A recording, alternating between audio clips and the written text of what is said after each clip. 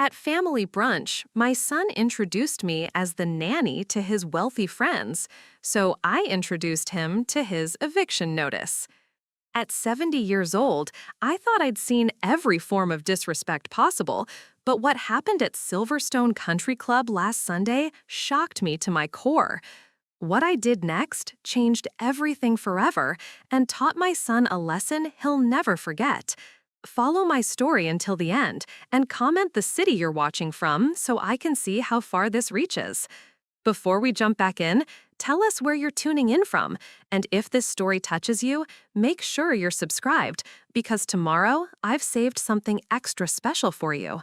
I'm Victoria Hartwell, and I never imagined that my own son would look me in the eye and pretend I was hired help to impress people he barely knew. Standing in the elegant dining room of Silverstone Country Club in Meadowfield Springs last Sunday morning, watching my son Christopher shake hands with the Wellington family while gesturing dismissively in my direction, I realized that everything I thought I knew about respect and family was about to be tested in ways I never anticipated. The morning had started with such promise. October in Meadowfield Springs was always breathtaking, with the ancient oak trees lining Harmony Boulevard turning brilliant shades of amber and scarlet. The entire downtown area looked like something from a Norman Rockwell painting, with its Victorian storefronts and cobblestone sidewalks that tourists came from hundreds of miles to photograph. I had been looking forward to this brunch for weeks. Christopher had called me personally to invite me, saying he wanted to introduce me to some important people he'd been networking with through his new social circles. As someone who had spent 47 years building Hartwell Property Management from a single rental unit into the largest real estate management company in 3 counties, I was genuinely interested in meeting other successful business people. Perhaps we could share experiences, discuss market trends, or even explore potential partnerships. At 70, I still maintained an active role in the company, overseeing our portfolio of over 400 residential and commercial properties while mentoring the next generation of real estate professionals. I had dressed carefully for the occasion, choosing my charcoal gray Armani suit, the one I'd worn when we closed our biggest commercial deal 5 years ago, and the diamond tennis bracelet that my late husband Kenneth had given me for our 40th wedding anniversary. The bracelet caught the light beautifully and reminded me of Kenneth's pride in what we had built together. Even at 70, I took great care with my appearance, understanding that in business, presentation matters almost as much as performance. My home on Willowbrook Estate Drive reflected the success Kenneth and I had achieved through nearly 5 decades of hard work and strategic investing. The Tudor-style mansion, with its ivy-covered stone facade and meticulously maintained gardens, sat on 5 acres that overlooked the Meadowfield Valley. Every room told the story of our journey from newlyweds renting a tiny apartment above Murphy's Deli on Main Street to becoming one of the most respected business couples in the region. The mahogany-paneled office where I still conducted business meetings showcased awards from the Regional Business Association, photographs with 3 different governors, and framed articles from Business Weekly featuring our company's growth. The formal dining room had hosted countless dinner parties for clients, politicians, and fellow entrepreneurs over the years. The library contained not just my collection of first edition novels, but also shelves lined with real estate law books, property management guides, and the leather-bound ledgers documenting our company's growth from those early days when Kenneth and I did everything ourselves. But Hartwell Property Management wasn't just a business. It was a legacy that Kenneth and I had built from nothing. We started in 1976 with a $3,000 loan from Kenneth's brother and the purchase of a rundown duplex on the wrong side of Meadowfield Springs. I remember spending weekends painting walls, replacing fixtures, and learning plumbing basics from YouTube videos because we couldn't afford to hire contractors. Kenneth handled the financial side, while I focused on tenant relations and property improvements. Those early years had been challenging but incredibly rewarding. We would drive around town after our day jobs. Kenneth worked at Meadowfield First National Bank, and I taught 3rd grade at Harmony Elementary, looking for undervalued properties we could afford to purchase and renovate. We lived on beans and rice more nights than I care to remember, putting every spare dollar back into growing our rental portfolio. By 1985, we owned 12 properties and had quit our day jobs to focus entirely on real estate. By 1995, we had 50 properties and 3 full-time employees. When Kenneth passed away from complications related to diabetes 8 years ago, Hartwell Property Management owned 287 properties, employed 18 people, and generated over $2.3 million in annual revenue. I had continued growing the business in his memory, reaching our current portfolio of 400-plus properties with 25 employees and gross revenues approaching $4 million annually. Those early years had been challenging but incredibly rewarding. We would drive around town after our day jobs. Kenneth worked at Meadowfield First National Bank, and I taught 3rd grade at Harmony Elementary, looking for undervalued properties we could afford to purchase and renovate. We lived on beans and rice more nights than I care to remember, putting every spare dollar back into growing our rental portfolio. By 1985, we owned 12 properties and had quit our day jobs to focus entirely on real estate. By 1995, we had 50 properties and 3 full-time employees. When Kenneth passed away from complications related to diabetes 8 years ago, Hartwell Property Management owned 287 properties, employed 18 people, and generated over $2.3 million in annual revenue. I had continued growing the business in his memory, reaching our current portfolio of 400-plus properties with 25 employees and gross revenues approaching $4 million annually.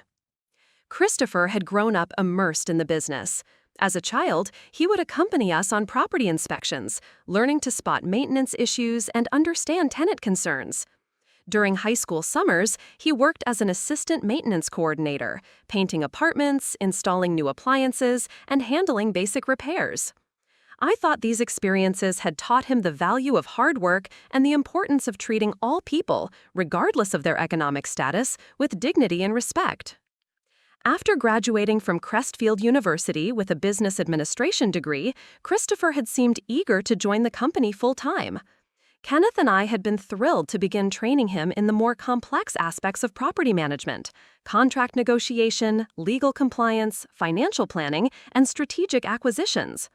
We had envisioned him eventually taking over the business, carrying on the Hartwell legacy we had worked so hard to build. But I had begun to notice troubling changes in Christopher over the past 18 months. The enthusiastic young man who used to ask detailed questions about market analysis and tenant retention strategies had been replaced by someone who seemed more interested in the social status that came with running a successful company than in the actual work required to maintain that success. He had started making comments about elevating our brand image and networking with the right demographic, language that made me uncomfortable because it suggested he was more concerned with appearances than with the practical realities of property management. Still, when he invited me to brunch at Silverstone Country Club, I assumed it was a positive development.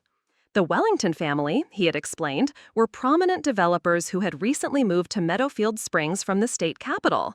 They were looking for a local property management company to handle their growing portfolio of luxury rental properties. Christopher thought this could be an excellent opportunity for Hartwell Property Management to expand into the high-end market segment.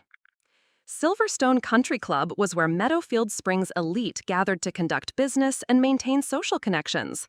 The club had been established in 1923 and occupied 200 acres of rolling hills on the outskirts of town. The main clubhouse was a stunning example of Georgian architecture, with marble floors, crystal chandeliers, and oil paintings of the founding families who had built Meadowfield Springs into a thriving community. The dining room where we were meeting overlooked the 18th hole of their championship golf course, with floor-to-ceiling windows providing panoramic views of the surrounding countryside.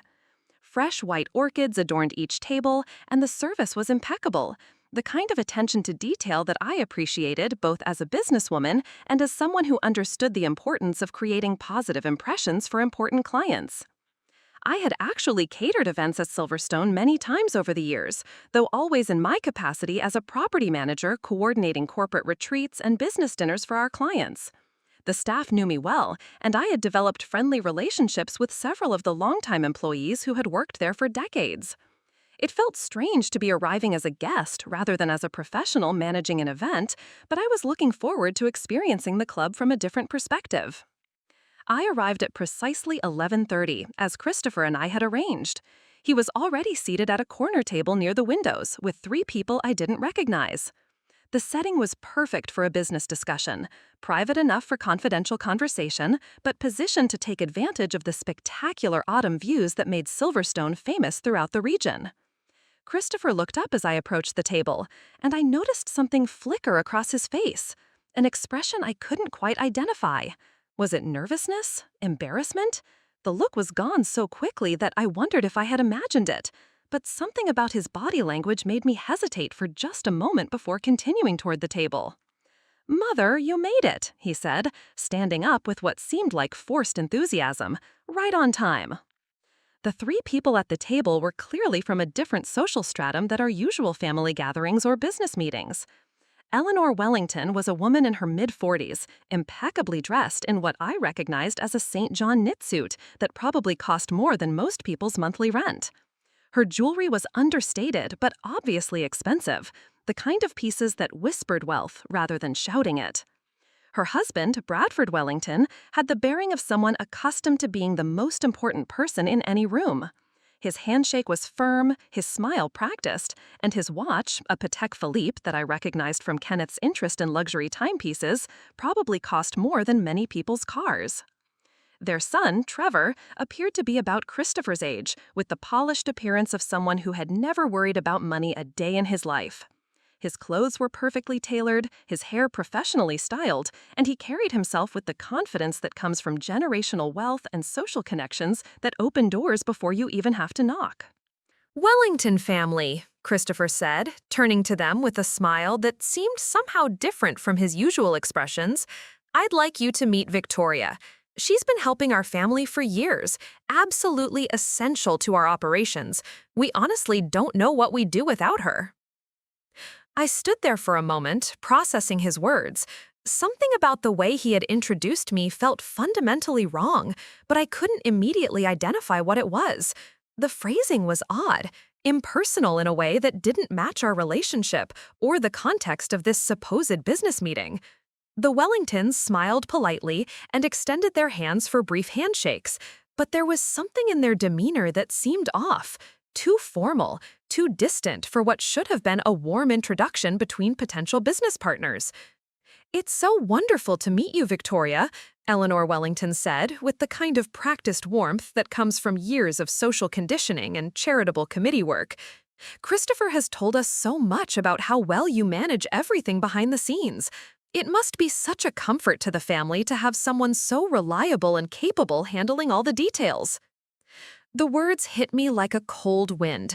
There was something in her tone, not dismissive exactly, but certainly not the respect one business owner typically shows another.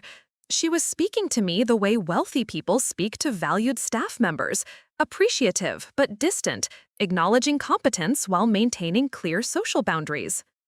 "Yes," Bradford Wellington added, settling back into his chair with casual authority. "Good help is so difficult to find these days. You're fortunate to have such loyalty and dedication. It's rare to find people who truly understand how to maintain standards while staying invisible when necessary." And then it hit me with the force of a physical blow. The casual dismissal in their tone, the way they were looking at me, not with the respect due to a successful business owner and Christopher's mother, but with the polite acknowledgement reserved for skilled domestic staff. The way they spoke about me maintaining standards while staying invisible. Christopher hadn't introduced me as his mother. He hadn't mentioned that I was the founder and owner of Hartwell Property Management. He hadn't presented me as a potential business partner or even as someone with relevant experience in property management. He had introduced me as Victoria. No last name, no relationship, no professional context, someone who helped the family and was essential to operations in the way that excellent household staff often are. My son had introduced me as the nanny or the housekeeper or some other form of domestic help that wealthy families depend on but don't consider social equals. The realization made my knees weak. I stood there in my Armani suit and diamond bracelet, looking at these people who were treating me like hired help, while my own son watched with apparent satisfaction. This wasn't a business meeting or a family introduction. This was Christopher showcasing his new social connections to people he thought were more important than his own family. And I was apparently an embarrassment to be hidden behind euphemistic language about helping the family. "Please, do sit down," Trevor Wellington said, gesturing to an empty chair that had clearly been intended for me but was positioned slightly apart from the main conversation area, like a separate table for the staff. "Christopher was just telling us about some of the properties his family manages. It sounds like you've been quite helpful with the day-to-day operations." I remained standing, my mind racing as I tried to process what was happening. 47 years of building a successful business from nothing, decades of earning respect in the real estate community, countless awards and recognition for ethical business practices and community involvement, a company that provided good jobs for 25 employees and quality housing for hundreds of families. And this was how my own son chose to present me to people he wanted to impress? "Actually," I said quietly, my voice steady despite the storm of emotions building inside me, "I think there might be some confusion about who I am." Christopher's eyes widened in panic, and I saw him make a subtle gesture. Was he trying to signal me to stay quiet? To play along with whatever narrative he had constructed about our relationship? The gesture was small, but it confirmed my worst suspicions about what was happening here. "Victoria," he said quickly, his voice carrying a warning tone that I had never heard him use with me before. "Maybe we should discuss the schedule for this week later. I'm sure the Wellingtons aren't interested in operational details." But I was done being dismissed and marginalized, done being hidden behind vague references to helping the family, done watching my son pretend I was something other than what I was: his mother, his business partner, and the woman who had built everything he was now trying to claim credit for. "Actually," I said, settling into the chair, but maintaining my dignity despite the humiliation burning in my chest, "I think the Wellingtons would be very interested in operational details, especially since they're considering partnering with a property management company. I'm Victoria Hartwell, owner and founder of Hartwell Property Management. Christopher is my son and business partner." The silence that followed was deafening. Eleanor Wellington's perfectly composed expression cracked slightly, and she looked between Christopher and me with obvious confusion. Bradford Wellington's eyebrows rose in surprise, and Trevor actually laughed, a short, uncomfortable sound that suggested they had badly misjudged the situation. "Please, do sit down," Trevor Wellington said, gesturing to an empty chair that had clearly been intended for me but was positioned slightly apart from the main conversation area, like a separate table for the staff. "Christopher was just telling us about some of the properties his family manages. It sounds like you've been quite helpful with the day-to-day operations." I remained standing, my mind racing as I tried to process what was happening. 47 years of building a successful business from nothing, decades of earning respect in the real estate community, countless awards and recognition for ethical business practices and community involvement, a company that provided good jobs for 25 employees and quality housing for hundreds of families. And this was how my own son chose to present me to people he wanted to impress? "Actually," I said quietly, my voice steady despite the storm of emotions building inside me, "I think there might be some confusion about who I am." Christopher's eyes widened in panic, and I saw him make a subtle gesture. Was he trying to signal me to stay quiet? To play along with whatever narrative he had constructed about our relationship? The gesture was small, but it confirmed my worst suspicions about what was happening here. "Victoria," he said quickly, his voice carrying a warning tone that I had never heard him use with me before. "Maybe we should discuss the schedule for this week later. I'm sure the Wellingtons aren't interested in operational details." But I was done being dismissed and marginalized, done watching my son pretend I was something other than what I was: his mother, his business partner, and the woman who had built everything he was now trying to claim credit for. "Actually," I said, settling into the chair, but maintaining my dignity despite the humiliation burning in my chest, "I think the Wellingtons would be very interested in operational details, especially since they're considering partnering with a property management company. I'm Victoria Hartwell, owner and founder of Hartwell Property Management. Christopher is my son and business partner." The silence that followed was deafening. Eleanor Wellington's perfectly composed expression cracked slightly, and she looked between Christopher and me with obvious confusion.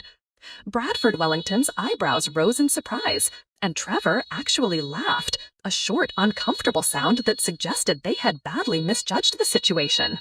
Oh my goodness, Eleanor said, her voice taking on a completely different tone. I'm so sorry. We had no idea. Christopher introduced you as someone who helped with operations, and we assumed.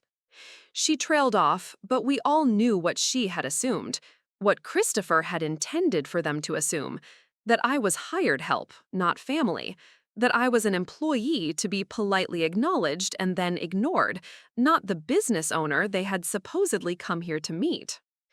Yes, I said, looking directly at my son, whose face had turned an alarming shade of red.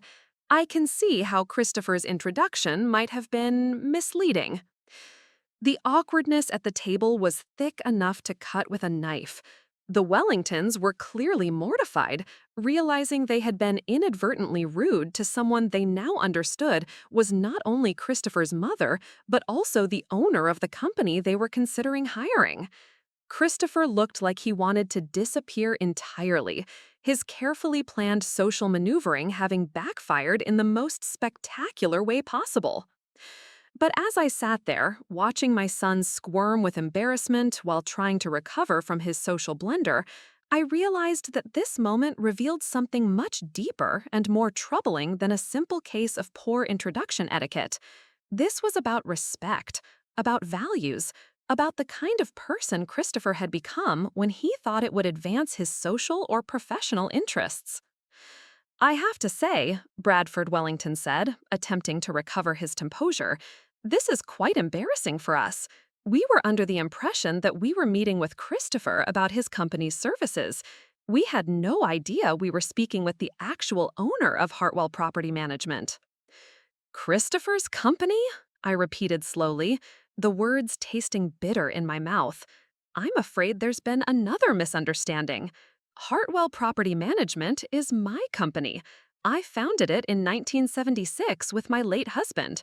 Christopher joined the business 3 years ago as a junior associate.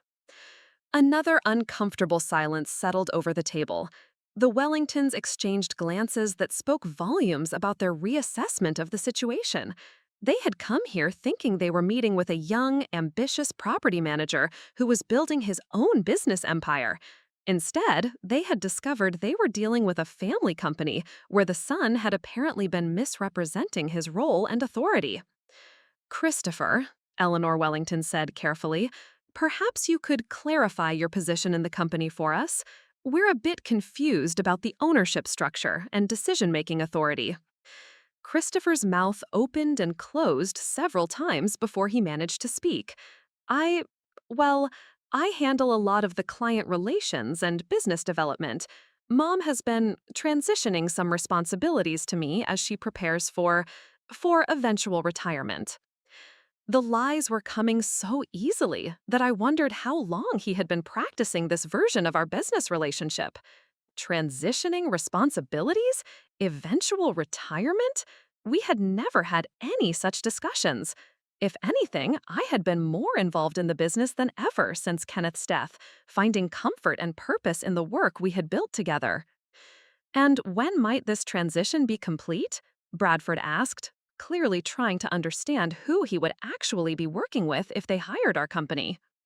Christopher looked at me with something approaching desperation in his eyes. He had painted himself into a corner with his misrepresentations, and now he needed me to go along with his story or face complete professional humiliation in front of people he obviously considered important to his future. But I was done protecting Christopher from the consequences of his choices, done enabling behavior that showed such fundamental disrespect for everything Kenneth and I had built, done pretending that his embarrassment about our family's blue-collar origins was acceptable as long as it helped him climb social ladders. There are no current plans for my retirement, I said, looking directly at Bradford Wellington. I remain the sole owner and primary decision-maker for Hartwell Property Management. Any contracts or agreements would need my personal approval and signature. The brunch continued for another 45 minutes, but the damage was done. The Wellingtons made polite conversation, asked appropriate questions about our services and track record, and exchanged business cards with professional courtesy. But the easy camaraderie that Christopher had obviously been hoping to establish was impossible to recover. They kept looking between us with barely confusion, clearly wondering what other misrepresentations might be lurking beneath the surface of Christopher's pitch. As we walked to the parking lot after the meal, Christopher's carefully constructed professional facade finally cracked completely. "Mother, what the hell was that?" he hissed, grabbing my arm as soon as we were out of earshot of the Wellingtons. "Do you have any idea what you just did to my reputation? These people could have been major clients, and you completely undermined everything I was trying to accomplish." I stopped walking and turned to face him, seeing clearly for perhaps the first time the man my son had become. The entitlement, the anger at being held accountable for his own lies, the assumption that I should have protected his deception rather than insisted on honesty and respect. "There are no current plans for my retirement," I said clearly, looking directly at Bradford Wellington. "I remain the sole owner and primary decision-maker for Hartwell Property Management. Any contracts or agreements would need my personal approval and signature." The brunch continued for another 45 minutes, but the damage was done. The Wellingtons made polite conversation, asked appropriate questions about our services and track record, and exchanged business cards with professional courtesy. But the easy camaraderie that Christopher had obviously been hoping to establish was impossible to recover. They kept looking between us with barely confusion, clearly wondering what other misrepresentations might be lurking beneath the surface of Christopher's pitch. As we walked to the parking lot after the meal, Christopher's carefully constructed professional facade finally cracked completely. "Mother, what the hell was that?" he hissed, grabbing my arm as soon as we were out of earshot of the Wellingtons. "Do you have any idea what you just did to my reputation? These people could have been major clients, and you completely undermined everything I was trying to accomplish." I stopped walking and turned to face him fully, seeing clearly for perhaps the first time the man my son had become. The entitlement, the anger at being held accountable for his own lies, the assumption that I should have protected his deception rather than insisted on honesty and respect. "I undermined you?" I said quietly, keeping my voice level despite the fury building inside me. "Christopher, you introduced me as hired help. You lied about your role in the company. You misrepresented our business relationship to potential clients. And you're angry at me for telling the truth?"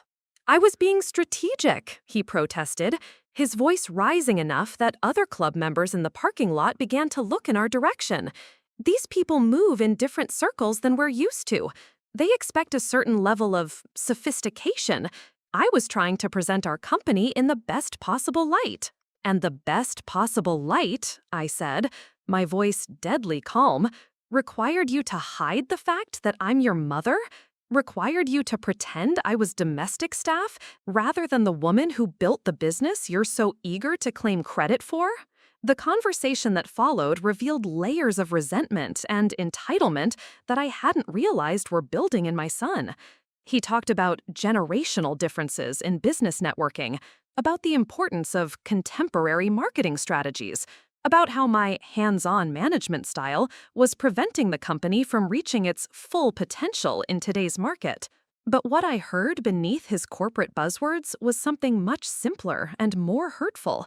He was ashamed of me, ashamed of the practical, hard-working approach that had built our success, ashamed of a mother who still believed that honest work and genuine relationships were more valuable than social climbing and image management. "I see," I said finally, when he had finished his lecture about modern business practices and professional positioning. "Thank you for clarifying your perspective on our family and business relationships." I got in my Mercedes and drove home to Willowbrook Estate Drive, my mind spinning with the implications of what had just happened. This wasn't just about a single embarrassing incident at a country club brunch. This was about fundamental differences in values, about respect and family loyalty, about the kind of person my son had become when he thought social advancement was more important than basic human decency.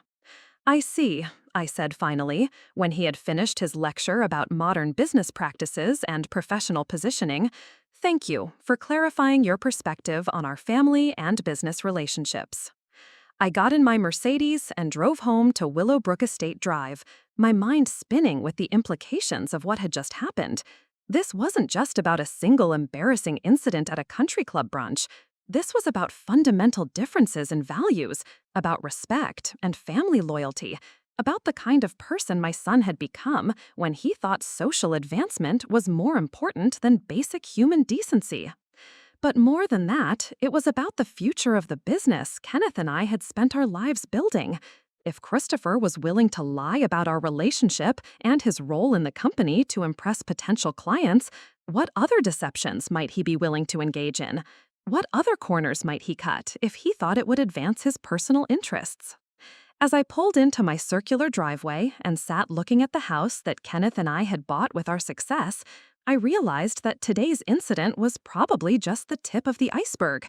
Christopher's behavior suggested a fundamental misunderstanding of what our business was built on and what it would take to maintain our reputation and success in the future.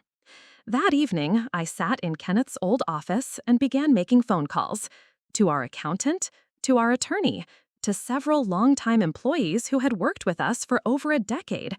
I needed to understand exactly what Christopher had been doing during his 3 years with the company and what changes he might have made without my knowledge or approval. What I discovered over the next several hours would change everything between us forever.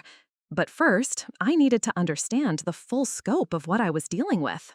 The battle for my dignity, my business, and my family's legacy was about to begin. The phone calls I made that Sunday evening revealed a pattern of deception that went far deeper than Christopher's embarrassing introduction at Silverstone Country Club.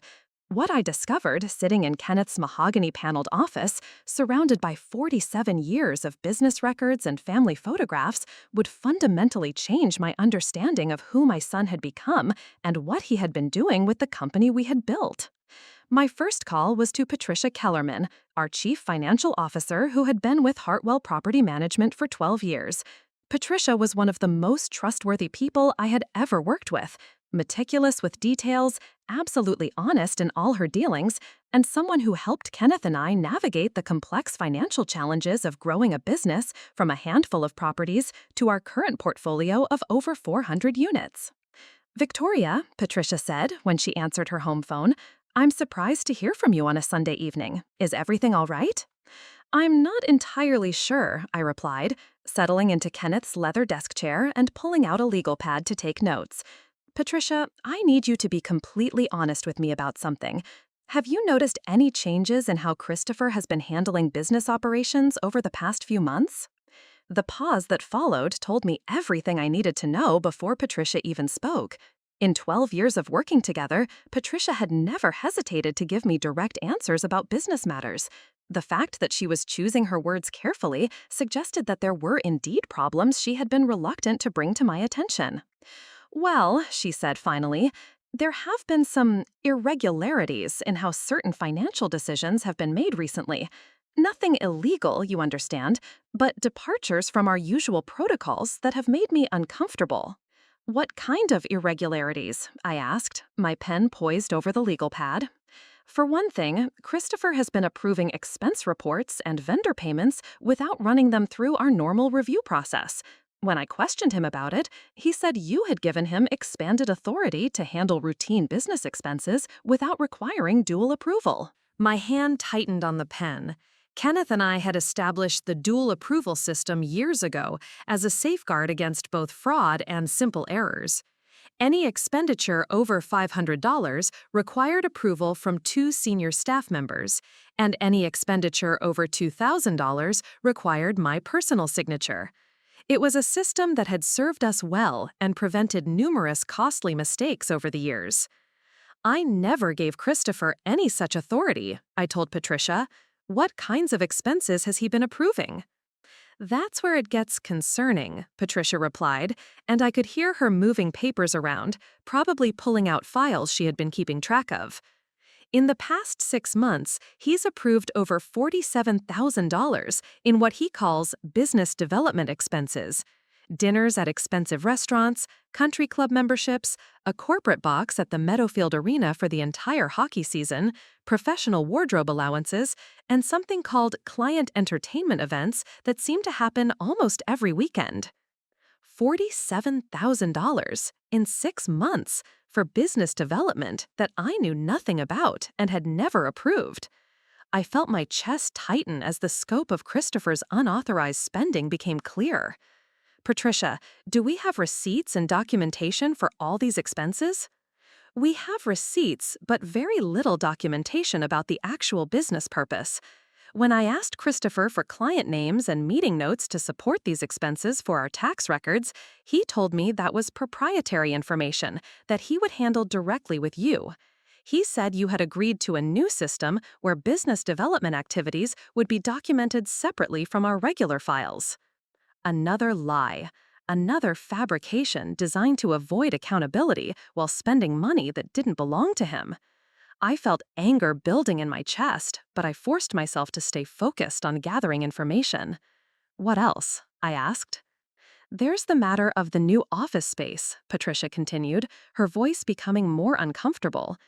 3 months ago, Christopher signed a lease for executive offices in the Grandview Tower downtown. It's a 5-year lease at $8,400 per month plus utilities and parking. He told our leasing agent that it was for a new Hartwell Property Management corporate headquarters that would better reflect our success and market position. I nearly dropped the phone. Grandview Tower was the most expensive commercial real estate in Meadowfield Springs, home to law firms, investment companies, and other businesses that prioritize prestige over practicality. Our current offices in the renovated Victorian house on Commerce Street had served us perfectly well for over 20 years, and the location was both convenient for our staff and appropriate for our business model. He signed a 5-year lease without my approval or knowledge? He presented documents showing your electronic signature authorizing the lease, Patricia said quietly. But Victoria, I have to tell you, I was surprised. It seemed like such a departure from your usual careful approach to major financial commitments. And when I asked to see the space before we started moving operations, Christopher said the transition was being delayed for strategic reasons and that you would explain the timeline to me directly. Electronic signature.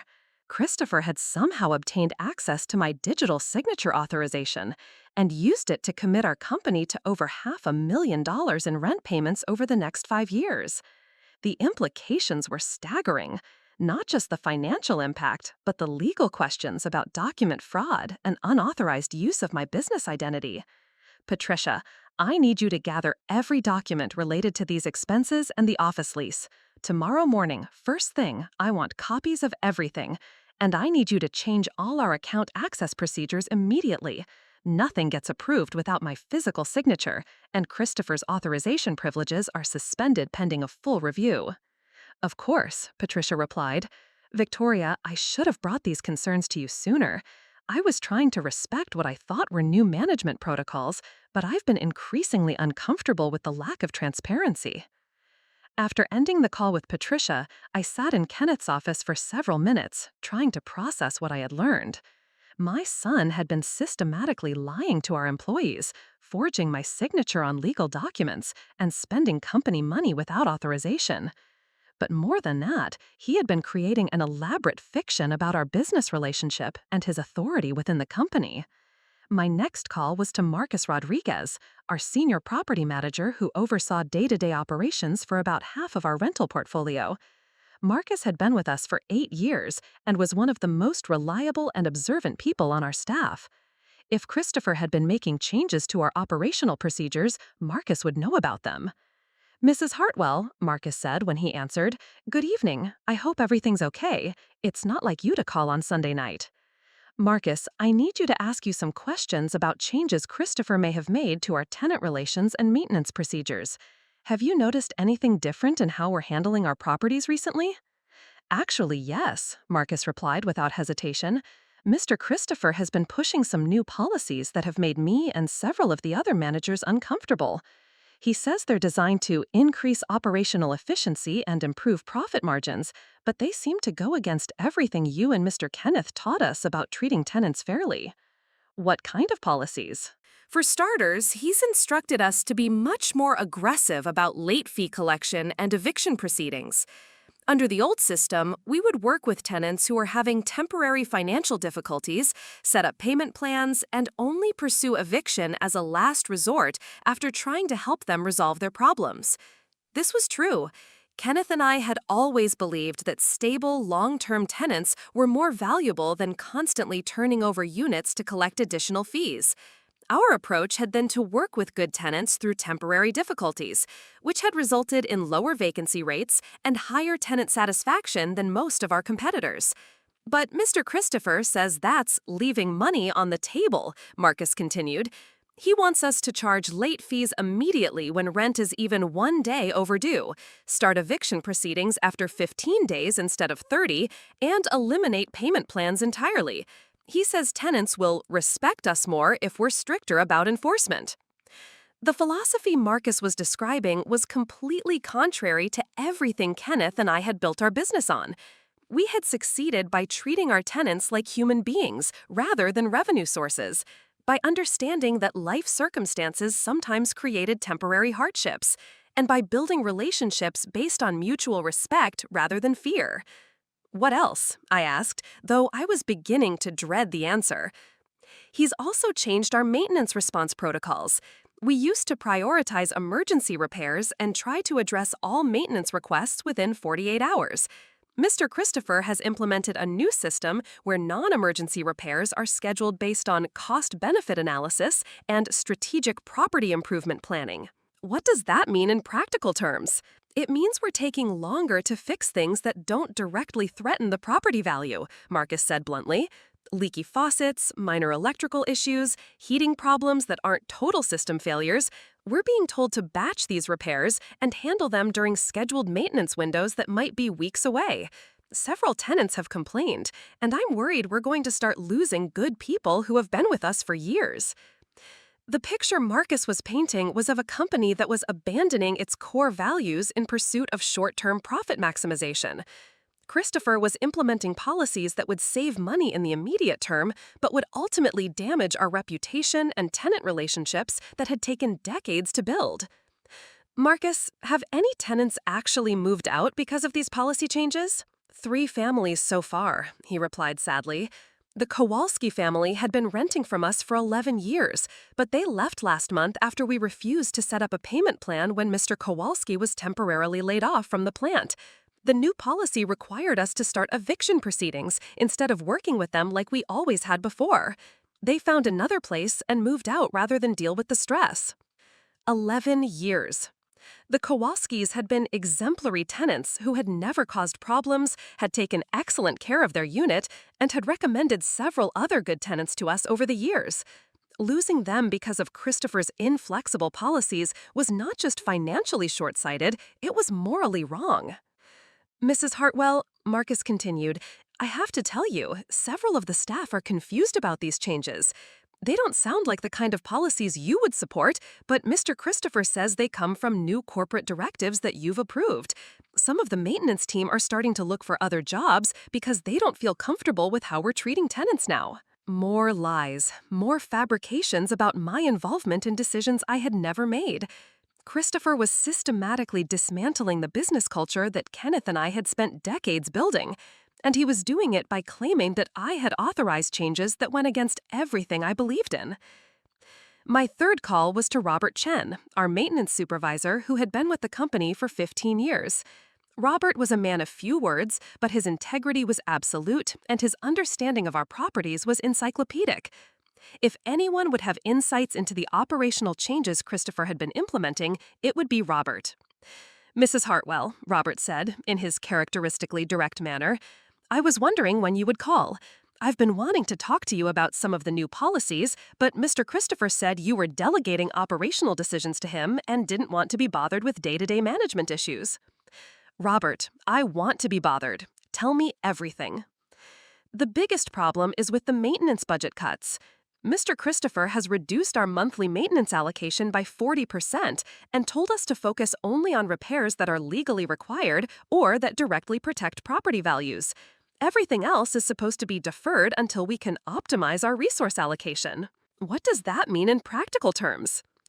It means we're taking longer to fix things that don't directly threaten the property value, Marcus said bluntly. Leaky faucets, minor electrical issues, heating problems that aren't total system failures. We're being told to batch these repairs and handle them during scheduled maintenance windows that might be weeks away. Several tenants have complained, and I'm worried we're going to start losing good people who have been with us for years. The picture Marcus was painting was of a company that was abandoning its core values in pursuit of short-term profit maximization. Christopher was implementing policies that would save money in the immediate term, but would ultimately damage our reputation and tenant relationships that had taken decades to build. Marcus, have any tenants actually moved out because of these policy changes? 3 families so far, he replied sadly. The Kowalski family had been renting from us for 11 years, but they left last month after we refused to set up a payment plan when Mr. Kowalski was temporarily laid off from the plant. The new policy required us to start eviction proceedings instead of working with them like we always had before. They found another place and moved out rather than deal with the stress. 11 years. The Kowalskis had been exemplary tenants who had never caused problems, had taken excellent care of their unit, and had recommended several other good tenants to us over the years. Losing them because of Christopher's inflexible policies was not just financially short-sighted, it was morally wrong. Mrs. Hartwell, Marcus continued, I have to tell you, several of the staff are confused about these changes. They don't sound like the kind of policies you would support, but Mr. Christopher says they come from new corporate directives that you've approved. Some of the maintenance team are starting to look for other jobs because they don't feel comfortable with how we're treating tenants now. More lies, more fabrications about my involvement in decisions I had never made. Christopher was systematically dismantling the business culture that Kenneth and I had spent decades building. And he was doing it by claiming that I had authorized changes that went against everything I believed in. Higher vacancy rates, more expensive emergency repairs, and property values that start declining because we're not maintaining curb appeal and system reliability, he said without hesitation. Mrs. Hartwell, I've been in this business for 27 years, and I've seen what happens when property managers try to boost profits by cutting maintenance. It works for about 18 months, and then everything starts falling apart at once. The conversation with Robert confirmed my worst fears about Christopher's management approach. He was implementing policies that would generate short-term cash flow improvements by sacrificing the long-term health and value of our property portfolio. It was exactly the kind of thinking that destroyed real estate businesses and left both owners and tenants worse off. My final call that evening was to Janet Morrison, our office manager and tenant relations coordinator. Janet had been with us for 10 years and was the primary point of contact for tenant concerns, lease renewals, and day-to-day administrative issues. If Christopher's policy changes were affecting tenant satisfaction, Janet would be seeing the impact firsthand. "Oh, Mrs. Hartwell," Janet said when she heard my voice, "I'm so glad you called. I've been keeping a list of issues I wanted to discuss with you, but Mr. Christopher said you were focusing on big picture strategy and that tenant relations details should be handled through him." "Janet, forget what Christopher told you. I want to hear about every issue on your list." "Well, the biggest problem is tenant complaints. We're getting more complaint calls in the past 3 months than we usually get in a year. Most of them are about maintenance response times and what tenants see as increasingly unfriendly policies about late payments and lease violations." "Can you give me specific examples?" "Mrs. Garishin in Building C called 6 times last week about a heating problem. Under our old system, we would have had someone there within 24 hours.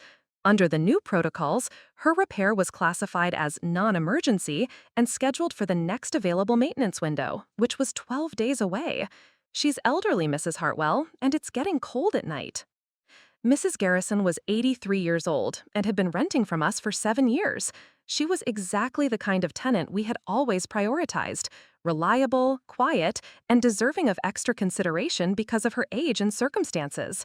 The idea that we were making her wait nearly 2 weeks for heat repairs was unconscionable. What did you do? I escalated it to Mr. Christopher, but he said we needed to stick to the new efficiency protocols unless it was a true emergency. He said Mrs. Garrison could use space heaters if she was uncomfortable, and that making exceptions would undermine the new system. Space heaters for an elderly woman in an apartment she was paying us good money to maintain properly. I felt my anger rising again, but I forced myself to continue gathering information. What other kinds of complaints are you seeing? Lots of issues with the new late fee policies. We have several families who have been with us for years without any problems, but they're struggling with the new zero-tolerance approach to payment timing. The Henderson family has never been more than a few days late with rent in 8 years, but last month, when Mr. Henderson was in the hospital for emergency surgery, they were 3 days late and got hit with a $150 late fee, plus a formal notice that any future late payments would result in immediate eviction proceedings. The Henderson family. I remembered them well. Young parents with 2 small children who had always been conscientious tenants. Mr. Henderson worked at the manufacturing plant, and Mrs. Henderson was a part-time nurse. They were exactly the kind of stable, working-class family that our rental properties were designed to serve. How did they react to the late fee and notice? They were shocked and hurt, Janet said sadly. Mrs. Henderson actually cried when I had to deliver the formal notice. She said she couldn't understand why we were treating them like criminals when they had always been good tenants and the late payment was due to a medical emergency. She asked if this was really coming from you, and I honestly didn't know what to tell her. The pain in Janet's voice was clear. She had spent 10 years building relationships with our tenants, helping them through difficulties, and representing our company's values of fairness and respect. Christopher's policies were forcing her to treat people she cared about in ways that went against everything she believed our company stood for. Janet, how many other families are we treating this way? Mrs. Hartwell, in the past 3 months, we've issued formal violation notices to 17 families who had never received any notices in years of tenancy. We've collected over $3,000 in late fees from people who are generally just a few days behind due to temporary circumstances. And we've started eviction proceedings against 6 families who would have been able to work out payment plans under our old policies. 17 families, 6 eviction proceedings, all because Christopher had decided that maximizing short-term revenue was more important than maintaining the relationships and reputation that had built our success over nearly 5 decades. Janet, I need you to prepare a complete list of all these families and the specific actions we've taken. I also need copies of all complaint logs and documentation of tenant communications over the past 6 months. Can you have that ready for me first thing tomorrow morning? Of course, Mrs. Hartwell. Should I mention to Mr. Christopher that we spoke? No, I said firmly. Don't mention this conversation to Christopher. In fact, I need you to be very careful about what information you share with him until I can review everything and decide how to proceed.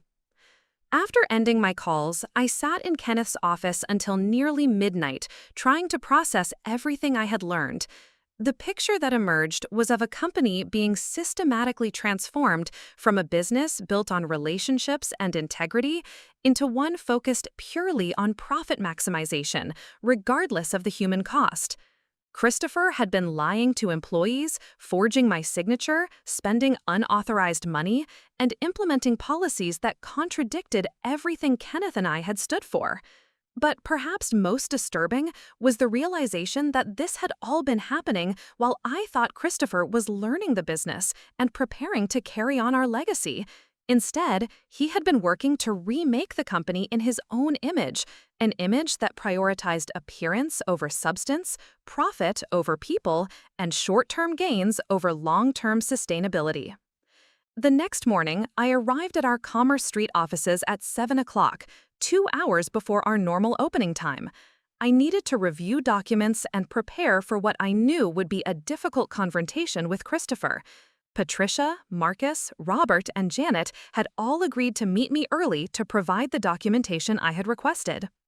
By 9 o'clock, when Christopher typically arrived, I had reviewed over 200 pages of financial records, maintenance logs, tenant files, and correspondence.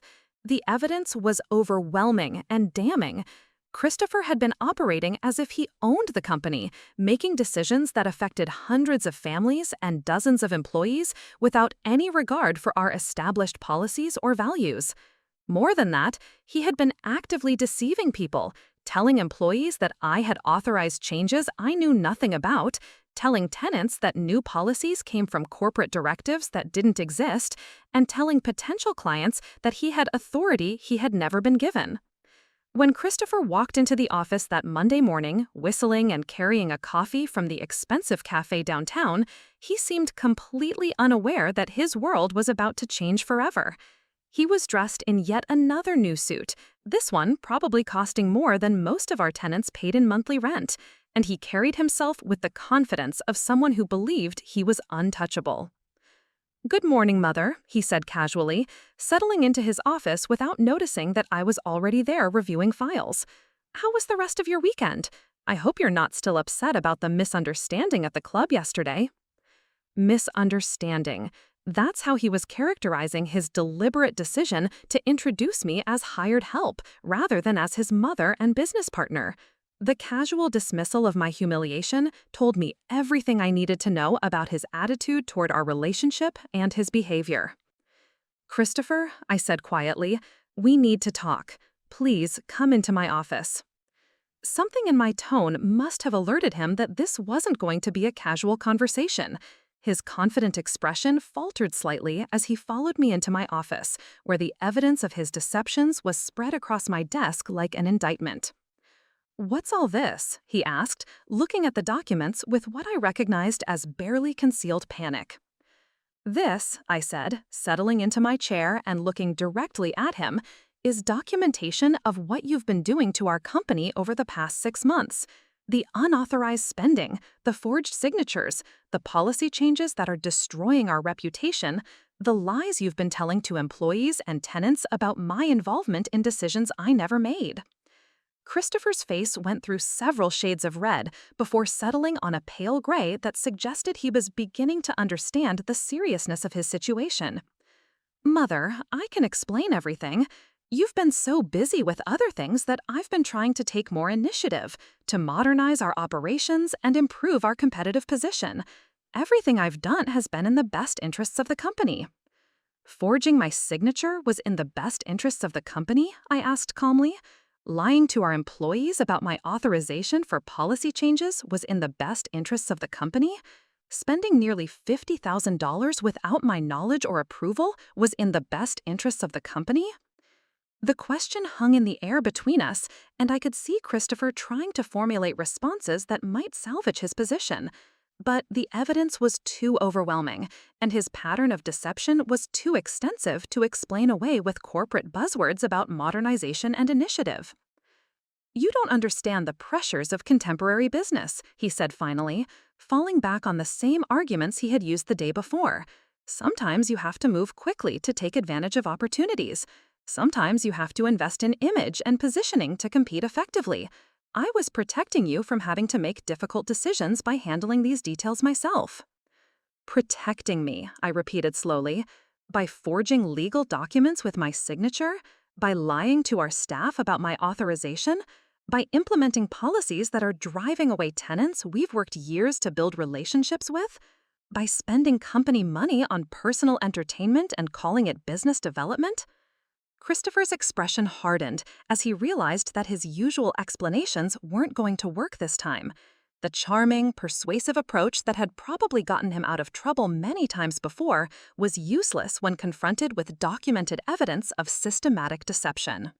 "Fine," he said, his tone becoming defensive and angry. "Maybe I made some decisions without consulting you first, but this company has been stagnating under your conservative management approach. We could be making twice as much money if we were willing to run our properties like a real business instead of a charity organization." And there it was, the fundamental difference in values that had been driving his behavior all along. Christopher saw our tenants as revenue sources to be maximized, rather than as human beings deserving of respect and consideration. He saw our business relationships as transactions to be optimized, rather than as partnerships built on trust and mutual benefit. This is a real business, Christopher, I said firmly. A business built on integrity, respect, and long-term thinking. What you've been doing isn't business, it's exploitation. Exploitation? He laughed bitterly. Mother, you're living in the past. This is how modern property management works. You charge what the market will bear, you enforce policies strictly, and you focus on profit margins instead of playing social worker to every tenant who has a sob story.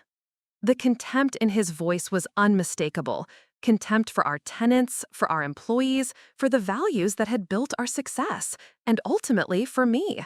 Christopher had become someone I didn't recognize, someone who valued money over people and saw manipulation as an acceptable business strategy. I see, I said quietly.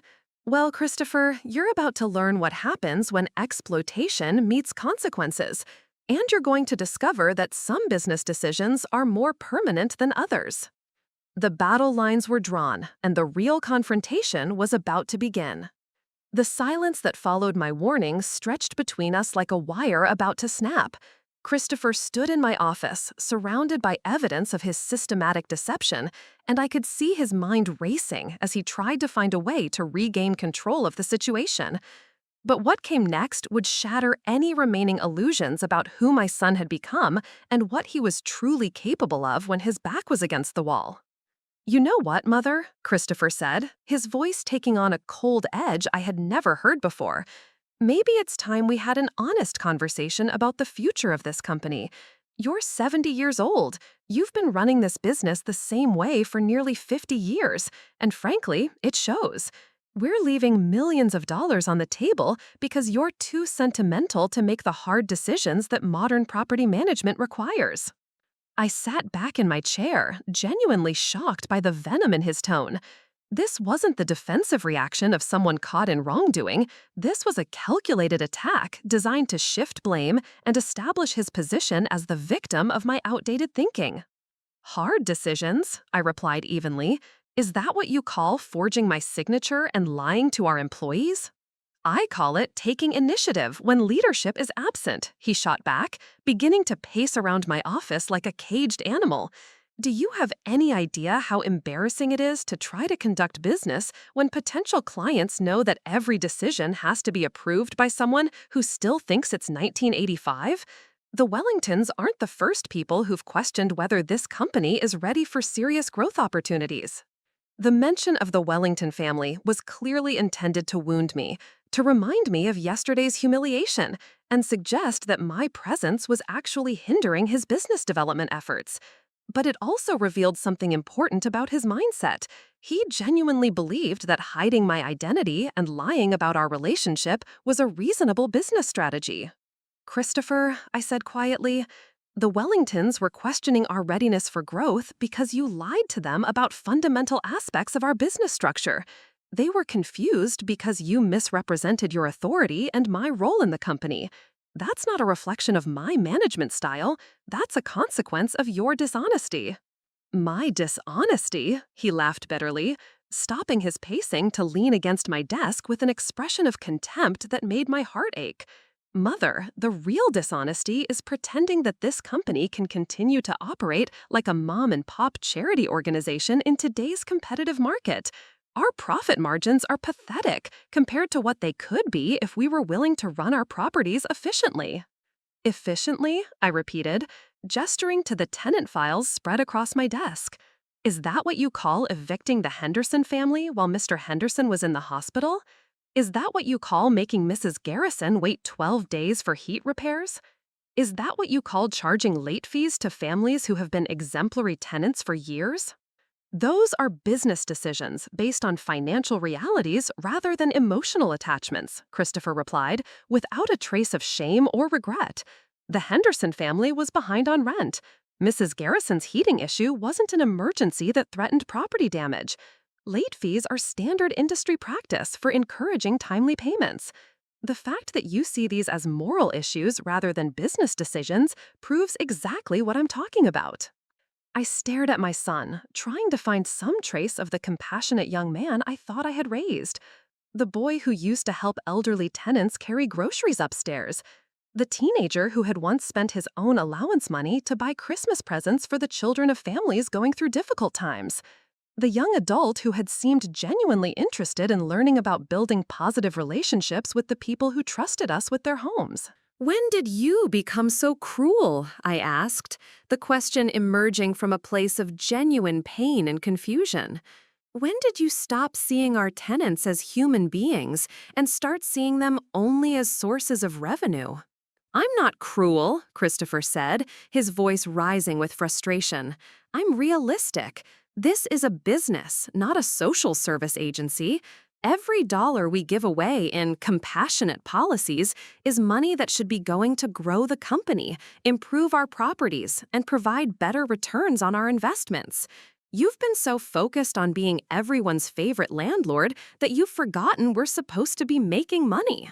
The accusation stung because it revealed how completely Christopher misunderstood everything Kenneth and I had built. We had always been profitable, very profitable in fact. Our approach of treating tenants fairly and maintaining properties well had resulted in the lowest vacancy rates in the area, the highest tenant retention numbers in our market segment, and steady, sustainable growth over nearly 5 decades. Christopher, this company generates over $4 million in annual revenue. We employ 25 people with good benefits and competitive wages. We maintain 400-plus properties in excellent condition. We have virtually no debt and substantial cash reserves. Exactly what about this business model suggests we're not making money? We're making money, he agreed, but we could be making much more money if we were willing to optimize our operations instead of prioritizing feelings over profit margins. Do you know what our competitors charge for comparable properties? Do you know what industry standards are for late fees and maintenance response times? Do you understand how much revenue we're losing by being nice instead of being efficient? I pulled out a folder I had prepared earlier that morning and placed it on the desk between us. Actually, Christopher, I do know what our competitors charge and what their operational results are. Here are the numbers. I opened the folder to reveal a comparative analysis I had commissioned 6 months earlier from a consulting firm that specialized in property management businesses. The data was comprehensive and unforgiving in its conclusions. Brookfield Management charges 15% higher rents but has 23% higher vacancy rates and 40% higher tenant turnover costs.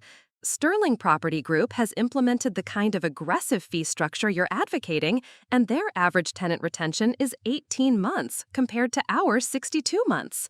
Meridian Real Estate maximizes short-term revenue through the policies you want to adopt, and they spend 35% more per unit on marketing and tenant acquisition because they constantly have to replace the tenants they drive away. Christopher looked at the data with obvious discomfort, but he wasn't ready to concede the argument. Those are just numbers, Mother. They don't account for the growth potential and market positioning advantages that come from running a more professional operation. Professional operation? I stood up and walked to the wall where our industry awards and recognition certificates were displayed. Christopher, look at these awards. Property Management Company of the Year from the Regional Real Estate Association. Excellence in Tenant Relations from the Housing Advocacy Council. Community Business Leader from the Meadowfield Springs Chamber of Commerce. These aren't awards for being nice, they're recognition for running an exceptionally successful business.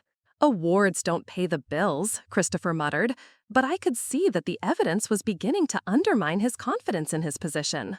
You're right, I agreed. Awards don't pay the bills, but the business practices that earned those awards have paid the bills very well for nearly 50 years. They've also built a reputation that allows us to charge premium rents while maintaining full occupancy, to attract the best employees in the industry, and to secure the most favorable terms from vendors and contractors.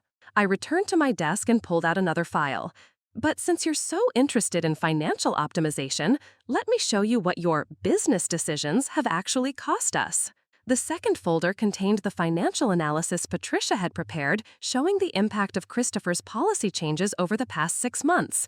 The numbers were stark and undeniable. Tenant turnover costs have increased by 180% since you implemented the new late fee and eviction policies. We've spent $23,000 more on unit preparation and marketing than we did in the same period last year. Our maintenance emergency response costs have increased by 60% because we're no longer doing preventative maintenance. And we've received 12 formal complaints filed with the City Housing Authority compared to 0 in the previous 3 years. Christopher studied the numbers with growing discomfort, but his response revealed just how deeply committed he was to his new business philosophy. Those are short-term transition costs. Once tenants understand that we're serious about professional standards, they'll adjust their behavior accordingly. The financial benefits will become clear over time.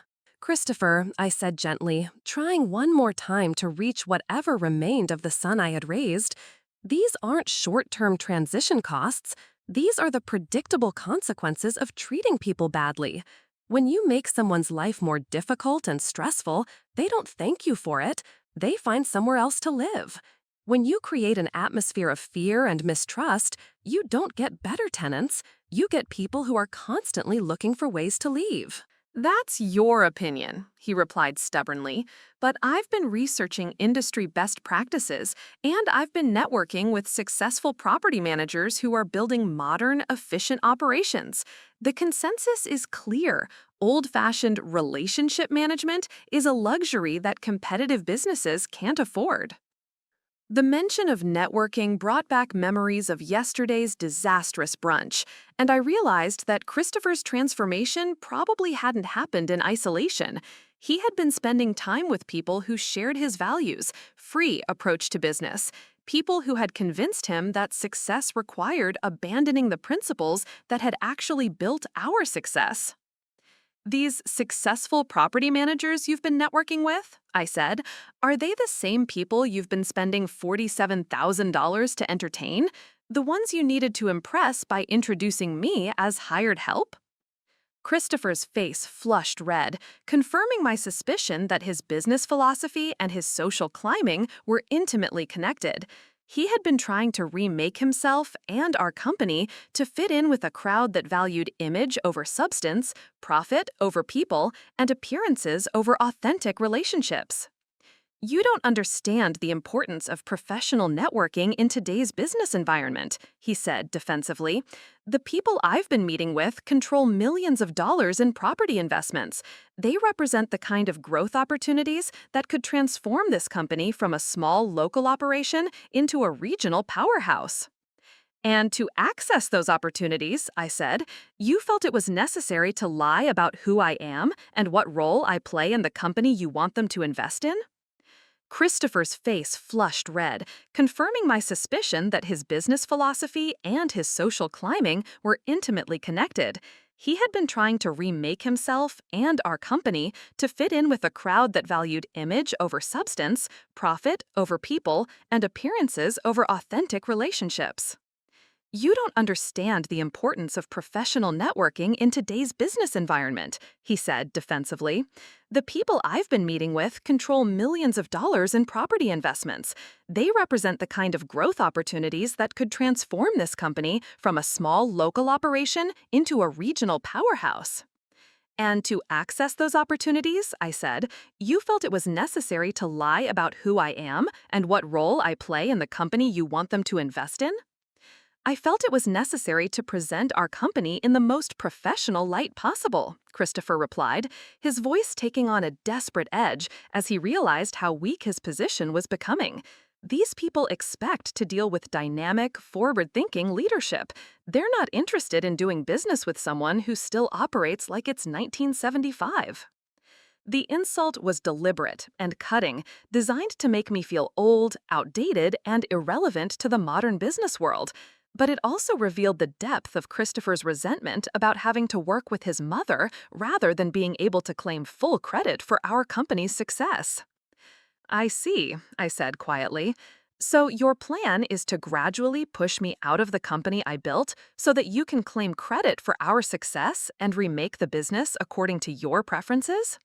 The directness of my question seemed to catch Christopher off guard, and for a moment I saw something like panic in his eyes. But then his expression hardened into something cold and calculating. Mother, you're 70 years old. At some point, you're going to have to face the reality that this company needs younger leadership if it's going to survive and grow in the contemporary market. I'm trying to position us for that transition in a way that preserves the value you and Dad built while adapting to current business requirements. Younger leadership, I repeated. Is that what you call forging my signature and lying to our employees about my authorization for policy changes? I call it taking necessary action when traditional channels are too slow or resistant to change. Sometimes leadership requires making difficult decisions that older, more conservative management might not understand or approve of. The mask had finally slipped completely. Christopher wasn't just implementing unauthorized changes, he was actively working to undermine my authority and push me out of the business I had spent my entire adult life building. He had convinced himself that his lies and deceptions were justified because I was supposedly too old and outdated to understand modern business requirements. Christopher, I said, my voice deadly calm despite the fury building inside me. Let me make sure I understand your position. You believe you should have the authority to make major business decisions without my input or approval. You believe you should be able to spend company money however you see fit. You believe you should be able to change our operational policies even when those changes contradict our established values and damage our relationships with employees and tenants. And you believe all of this is justified because I'm too old to understand how modern businesses should operate? I believe this company needs leadership that's willing to make tough decisions based on financial realities rather than emotional attachments. I believe we need management that understands contemporary market dynamics and competitive pressures. And yes, I believe that sometimes means making changes that older, more traditional approaches might resist. I looked at my son, really looked at him, and saw a stranger wearing a familiar face. The young man standing in my office bore no resemblance to the child I had raised, the teenager I had mentored, or the young adult I had hoped would carry on our family's legacy of integrity and service. Well, Christopher, I said, standing up and walking to the window that overlooked Commerce Street, where our company had operated successfully for over 20 years, you're about to get your wish. You're going to discover what it's like to run a business based purely on financial realities and competitive pressures. What do you mean? He asked, and I heard the first note of uncertainty creep into his voice. I turned back to face him, and when I spoke, my voice carried the authority of someone who had spent 47 years building and defending a successful business. I mean, you're fired, Christopher, effective immediately. Security will escort you from the building, and your access to all company accounts, systems, and properties is terminated. The silence that followed was absolute. Christopher's mouth opened and closed several times before he managed to speak, and when he did, his voice cracked with shock and disbelief. "You can't fire me. I'm your son. This is a family business." "You're absolutely right," I agreed. This is a family business, and families are built on trust, respect, and shared values. You've demonstrated that you don't share our values, you don't respect our employees or tenants, and you certainly don't respect me. So while you'll always be my son, you're no longer part of this family business. Mother, you can't be serious. Everything I've done has been for the good of the company. I've been trying to modernize our operations and position us for growth. You can't punish me for taking initiative and showing leadership. I'm not punishing you for taking initiative, I replied calmly. I'm terminating your employment for systematic dishonesty, unauthorized use of company resources, forgery of legal documents, and implementation of policies that damage our reputation and relationships. Any other employee who had done what you've done would have been fired months ago. Christopher's shock was rapidly transforming into anger, and I could see him shifting into the aggressive mode he had displayed when confronted with evidence of his wrongdoing. "This is insane," he said, his voice rising to a level that probably carried through the office walls to our other employees. "You're making the biggest mistake of your life. I'm the only person in this company who understands how to grow the business beyond its current limitations. Without me, you'll be stuck in the past while your competitors leave you behind. We'll see, I said simply, but I'm willing to take that risk rather than continue watching you destroy everything Kenneth and I built. Destroy? Christopher laughed bitterly. Mother, I've been trying to save this company from your outdated management style. When word gets out that you fired your own son for trying to modernize operations, every serious business person in this town will know that Hartwell Property Management is run by someone who prioritizes family drama over business success. The threat was delivered with calculated precision, designed to make me reconsider my decision by suggesting that firing him would damage our reputation more than keeping him would. But Christopher had miscalculated badly. Our reputation was built on integrity and ethical business practices, not on family connections or tolerance for dishonesty. Christopher, I said quietly, our reputation will survive your termination just fine. In fact, I suspect it will improve once our employees and tenants realize that we don't tolerate the kind of behavior you've been exhibiting. You're making a huge mistake, he repeated, but the confidence was draining out of his voice as he realized I wasn't going to be swayed by threats or emotional manipulation. When I start my own property management company, I'll take half your tenants with me. When I tell people in the business community what really happened here, they'll understand that you chose personal feelings over professional judgment. You're welcome to try, I replied, but you might want to consider a few facts before you make that decision. First, you have no capital to start a property management company because you've been spending all your money on expensive dinners and country club memberships. Second, you have no properties to manage because you don't own any real estate. Third, you have no reputation in this community that isn't tied to our family name and our company's success. I walked back to my desk and picked up a folder I had prepared earlier that morning. And fourth, you have some significant legal exposure that might make starting a new business quite challenging. What are you talking about? Christopher asked, but the color was beginning to drain from his face. I'm talking about the fact that you forged my signature on legal documents, which constitutes fraud. I'm talking about the fact that you've been misrepresenting your authority to employees and vendors, which constitutes breach of fiduciary duty. I'm talking about the fact that you've been using company resources for personal expenses, which constitutes embezzlement. I opened the folder and spread its contents across my desk. Patricia has prepared a comprehensive analysis of every questionable expenditure and policy change you've made over the past 6 months. We have documentation of every lie you've told about my authorization for decisions I never approved. We have copies of every forged signature and every misrepresented transaction. Christopher stared at the documents with growing horror as the full scope of his legal vulnerability became clear. What he had seen as clever business maneuvering was actually a systematic pattern of criminal behavior that could result in serious legal consequences. Mother, you wouldn't actually pursue legal action against your own son, he said, but his voice lacked conviction. Christopher, I replied, my voice sad but firm.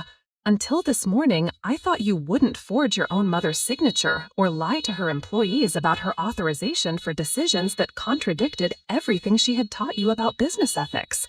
I've learned that there are apparently no limits to what you're willing to do when you think it serves your interests. The reality of his situation was finally sinking in, and I could see Christopher's arrogant confidence crumbling as he realized that his actions had consequences he hadn't anticipated. What do you want? He asked quietly, the fight going out of him as he understood that his position was untenable. I want you to leave this office immediately, I said firmly. I want you to return all company property, including keys, access cards, and any documents or files you may have taken. I want you to sign an agreement acknowledging that you no longer have any authority to act on behalf of Hartwell Property Management and that any previous representations you made about such authority were unauthorized. I handed him a document that my attorney had prepared based on our early morning phone consultation. And I want you to sign this agreement stating that you will not contact our employees, tenants, or vendors for any purpose related to business operations or property management services. Christopher read through the document with increasing dismay. It was comprehensive and binding, effectively preventing him from using his knowledge of our business operations to compete against us or to continue the deceptions he had been perpetrating. "And if I refuse to sign this," he asked, "then I'll file criminal charges for fraud, embezzlement, and breach of fiduciary duty," I replied without hesitation, "and I'll pursue civil action to recover every dollar you spent without authorization, plus damages for the harm you've caused to our business relationships and reputation." The choice was clear, and Christopher knew it.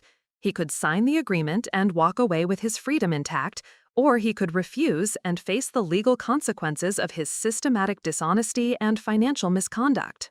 "This isn't over," he said as he signed the document with shaking hands. "You think you're protecting this company, but you're actually destroying it. Without someone who understands modern business realities, Hartwell Property Management will become irrelevant within 5 years."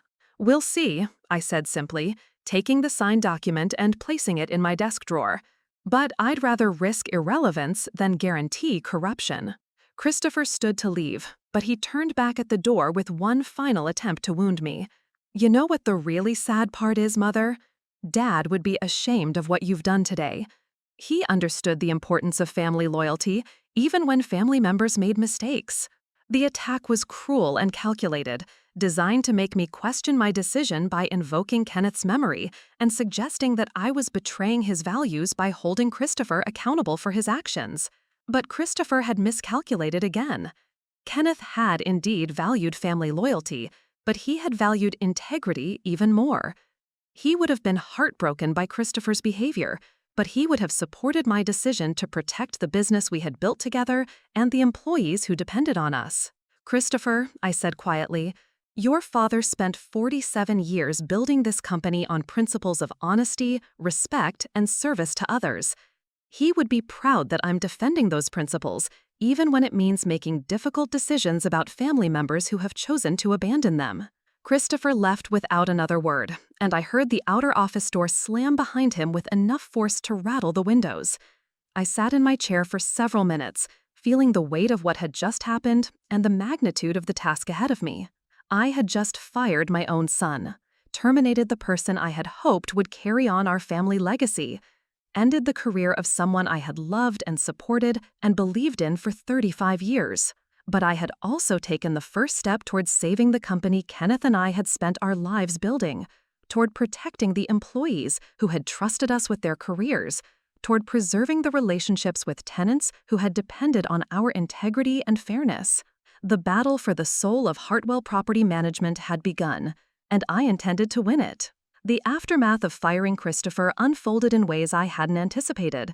Within hours of his departure from our Commerce Street offices, my phone began ringing with calls from employees, tenants, and business associates who had somehow learned about the dramatic confrontation.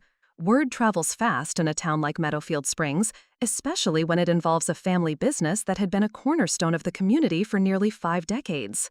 But the call that surprised me most came at 3 o'clock that afternoon from Rebecca Torres, the property manager at Grandview Tower, the expensive downtown office building where Christopher had secretly signed a 5-year lease using my forged signature. "Mrs. Hartwell," Rebecca said, her voice carrying a note of confusion and concern, "I'm calling because we've had some unusual activity regarding your new executive offices. Your son Christopher was here about an hour ago with a moving truck, claiming he needed to move in immediately due to urgent business requirements. But when we asked for the final lease documentation and security deposit, he became quite agitated and left abruptly." My heart sank as I realized what Christopher was attempting. Apparently, being fired hadn't deterred him from trying to claim the expensive office space he had leased without authorization. In his mind, he probably justified it as taking what was rightfully his, compensation for his work with the company, and seed capital for whatever scheme he was planning next.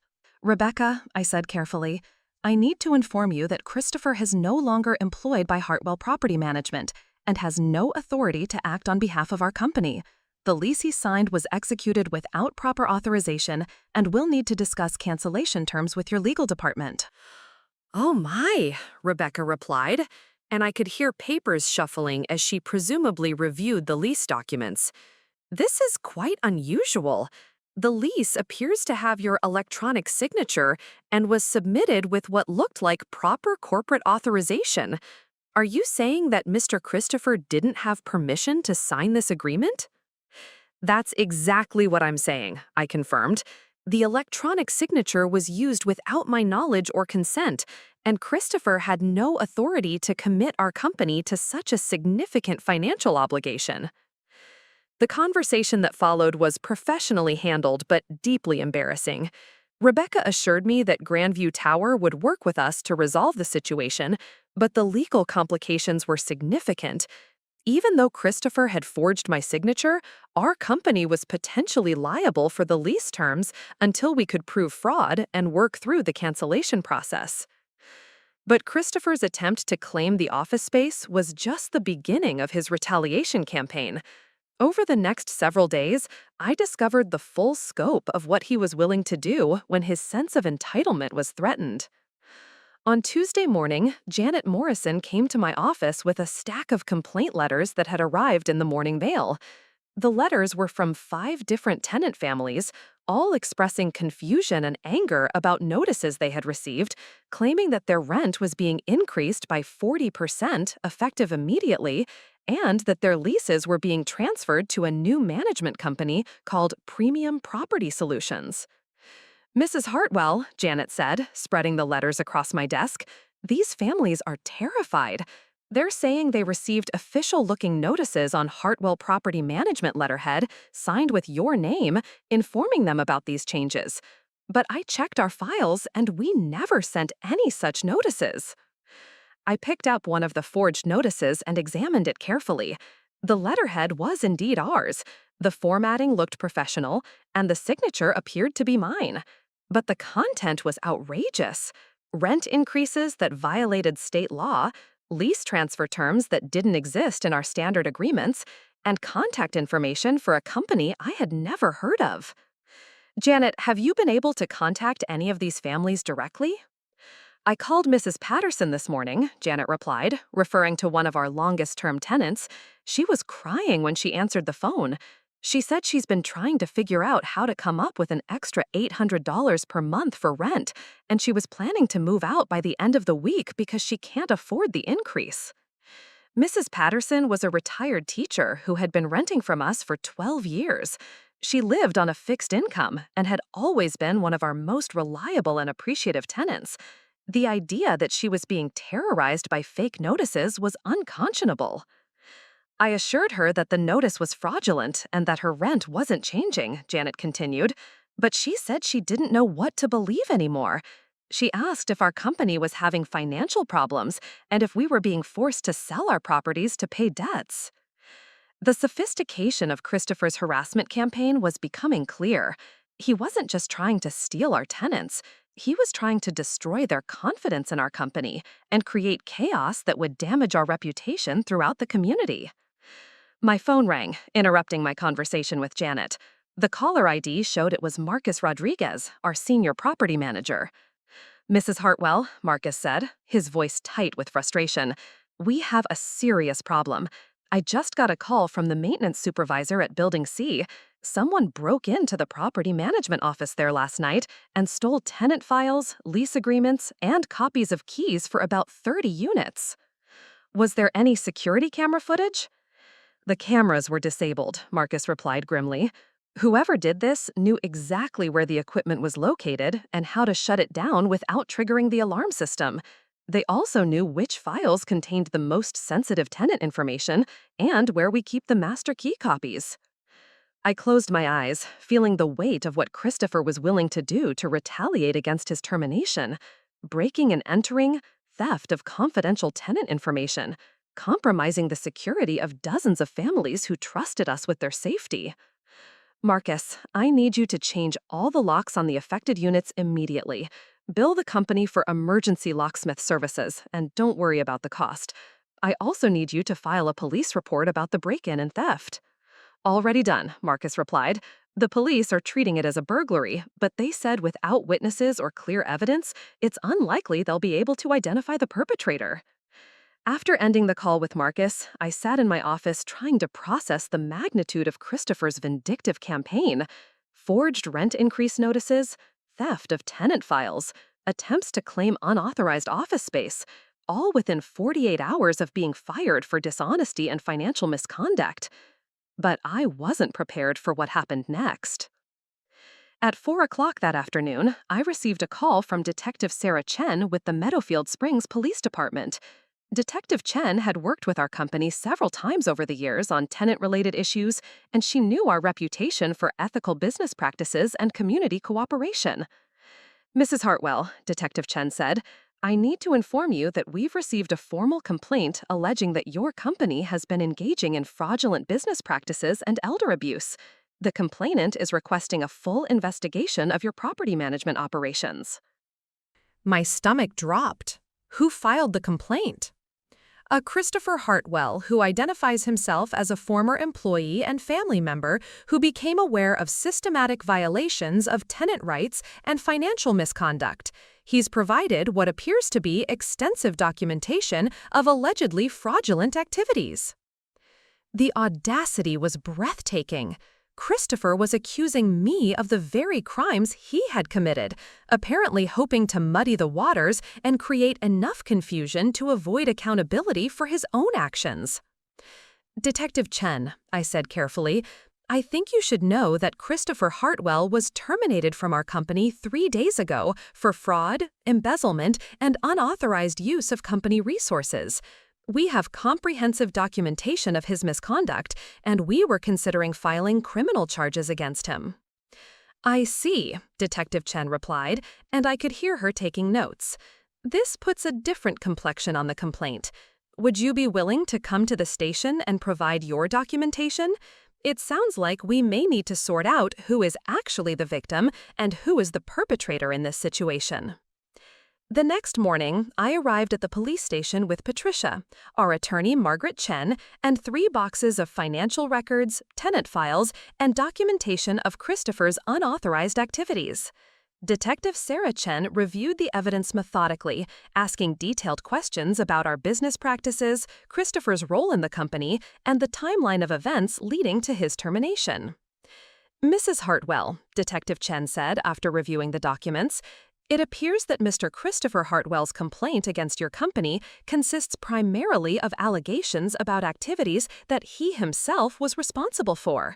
The forged signatures, unauthorized expenditures, and policy changes he's complaining about are all traced back to his own actions." "That's correct," I confirmed. "Christopher apparently believes that filing false accusations against me will somehow deflect attention from his own misconduct." "What he's actually done," Detective Chen said grimly, "is provide us with a detailed confession of his own criminal activities. Filing a false police report is a serious offense, especially when it's combined with the fraud and theft charges we can now substantiate based on his own documentation."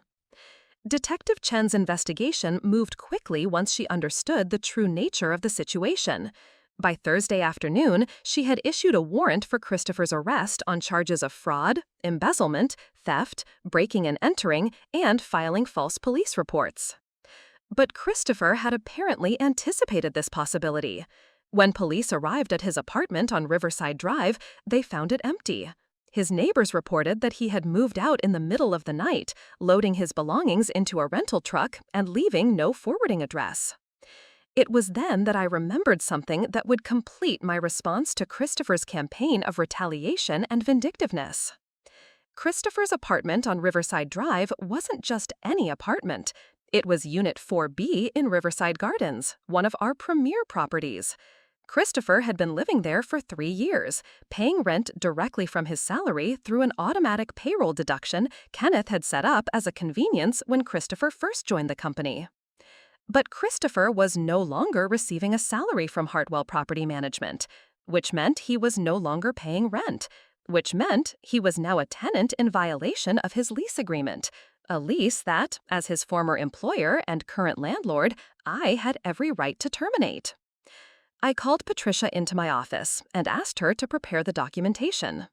Patricia, I need you to prepare a formal eviction notice for Christopher Hartwell, Unit 4B at Riverside Gardens.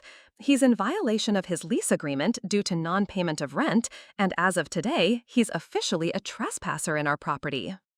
Patricia's eyes widened as she realized the implications. You want to evict your own son? I want to evict a former employee who has been stealing from our company, harassing our tenants, and breaking into our properties, I replied firmly. The fact that he's also my son makes his behavior more disappointing, but it doesn't make him immune to the consequences of his actions. The eviction notice was professionally prepared and legally unassailable. Christopher had 30 days to vacate the premises or face formal legal proceedings that would result in a sheriff's deputy physically removing him and his belongings from the property. But I wanted to deliver this notice personally. That Friday afternoon, I drove to Riverside Gardens and climbed the stairs to Unit 4B. I could hear movement inside, suggesting that Christopher had indeed returned, despite the outstanding warrant for his arrest. I knocked on the door with the confident authority of someone who owned the building and had every right to be there. Christopher opened the door, and the shock on his face when he saw me was worth all the stress and heartache of the past week. "Mother," he said, trying to recover his composure, "what are you doing here?" "I'm here in my capacity as the owner of this property," I replied, holding up the official eviction notice. "I'm here to inform you that your tenancy has been terminated due to non-payment of rent and violation of lease terms." You've been living here as an employee of Hartwell Property Management with rent automatically deducted from your salary, I corrected. Since you're no longer employed by our company, you're no longer paying rent. Since you're not paying rent, you're in violation of your lease agreement. Since you're in violation of your lease agreement, you're subject to eviction proceedings.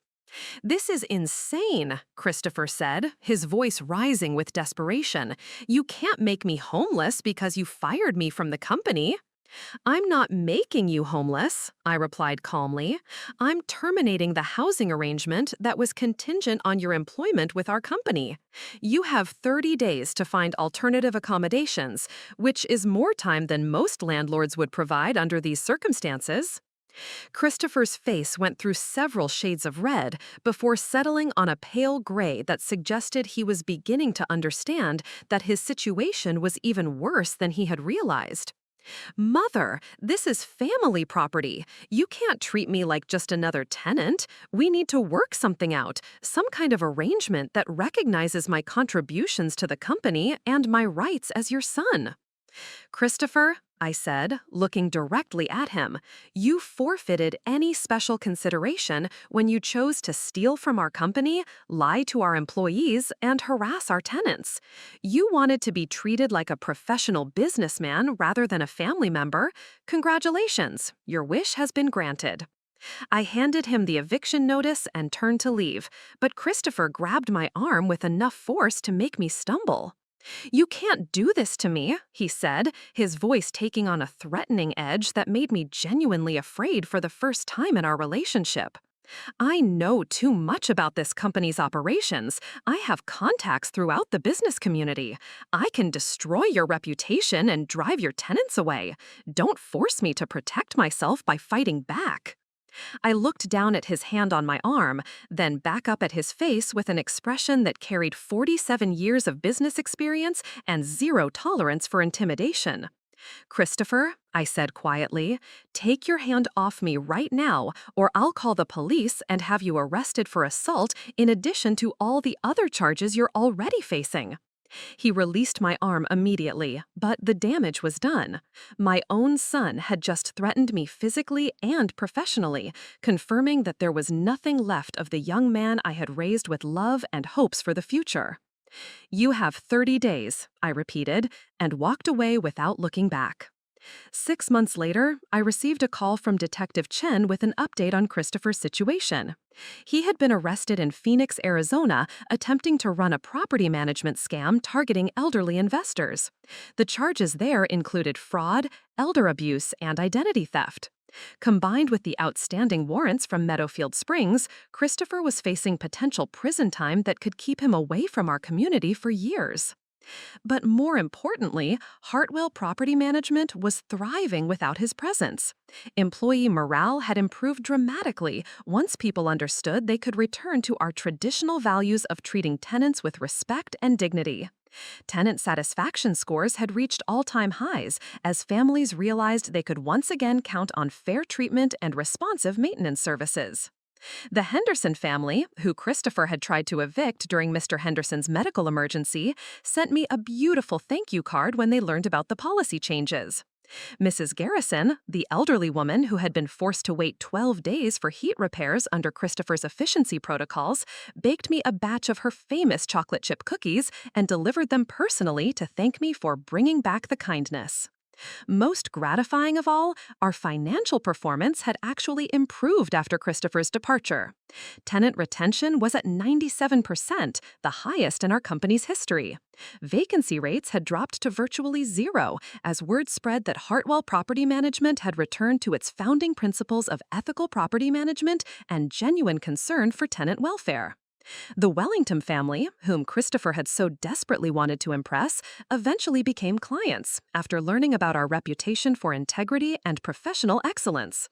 They told me they were particularly impressed by my willingness to fire my own son rather than tolerate unethical behavior, and they felt confident that a company with such strong moral standards would manage their properties responsibly.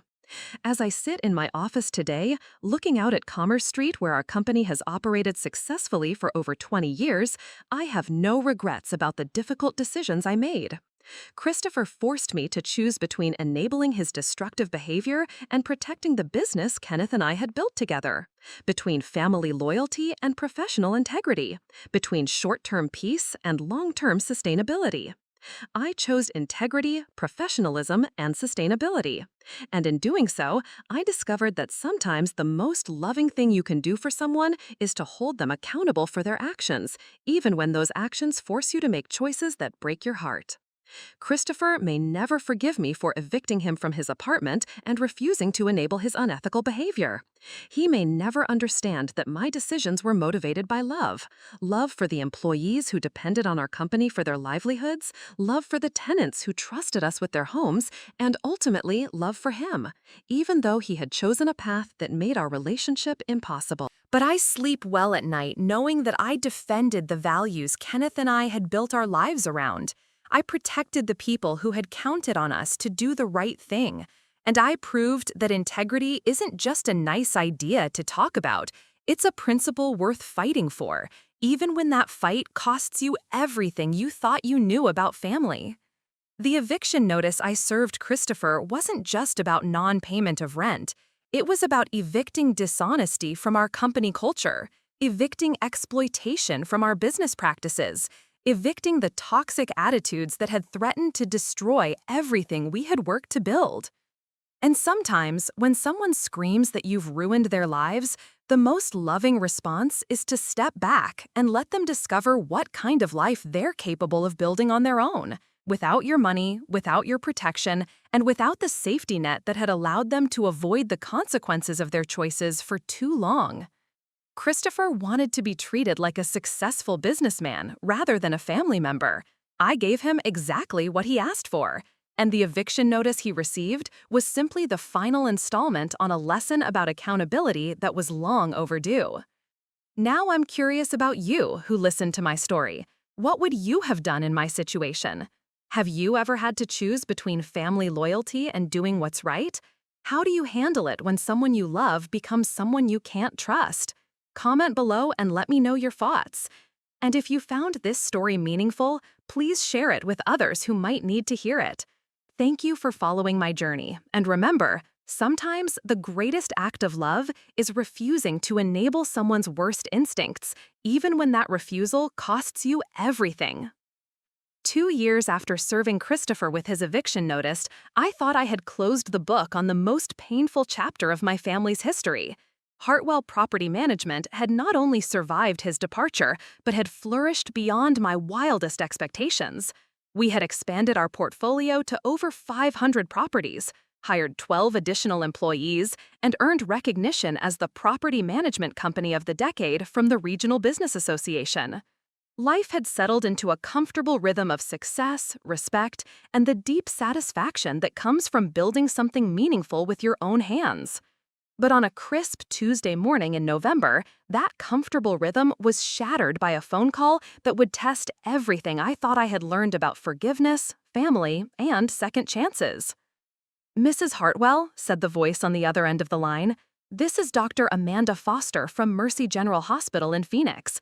I'm calling about your son, Christopher Hartwell. He's been seriously injured in a car accident, and you're listed as his emergency contact." The words hit me like a physical blow. Despite everything that had happened between us, despite the lies and theft and betrayal, Christopher was still my son.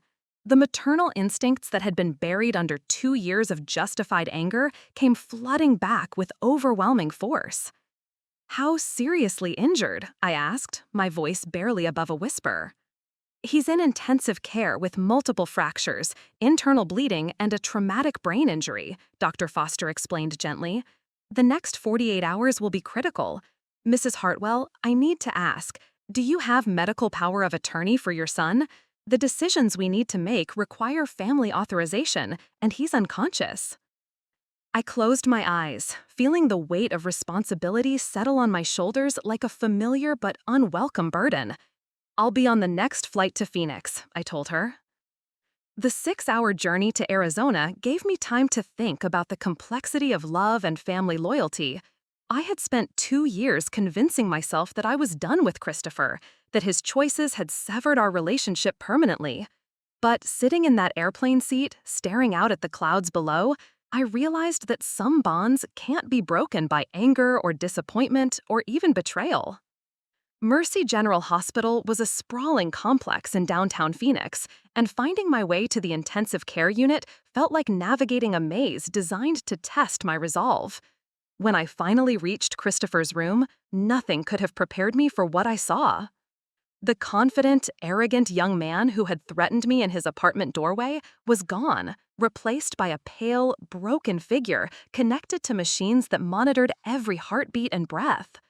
His face was swollen beyond recognition, his left arm was in a cast from shoulder to fingertip, and the steady beeping of monitors provided a soundtrack of medical uncertainty.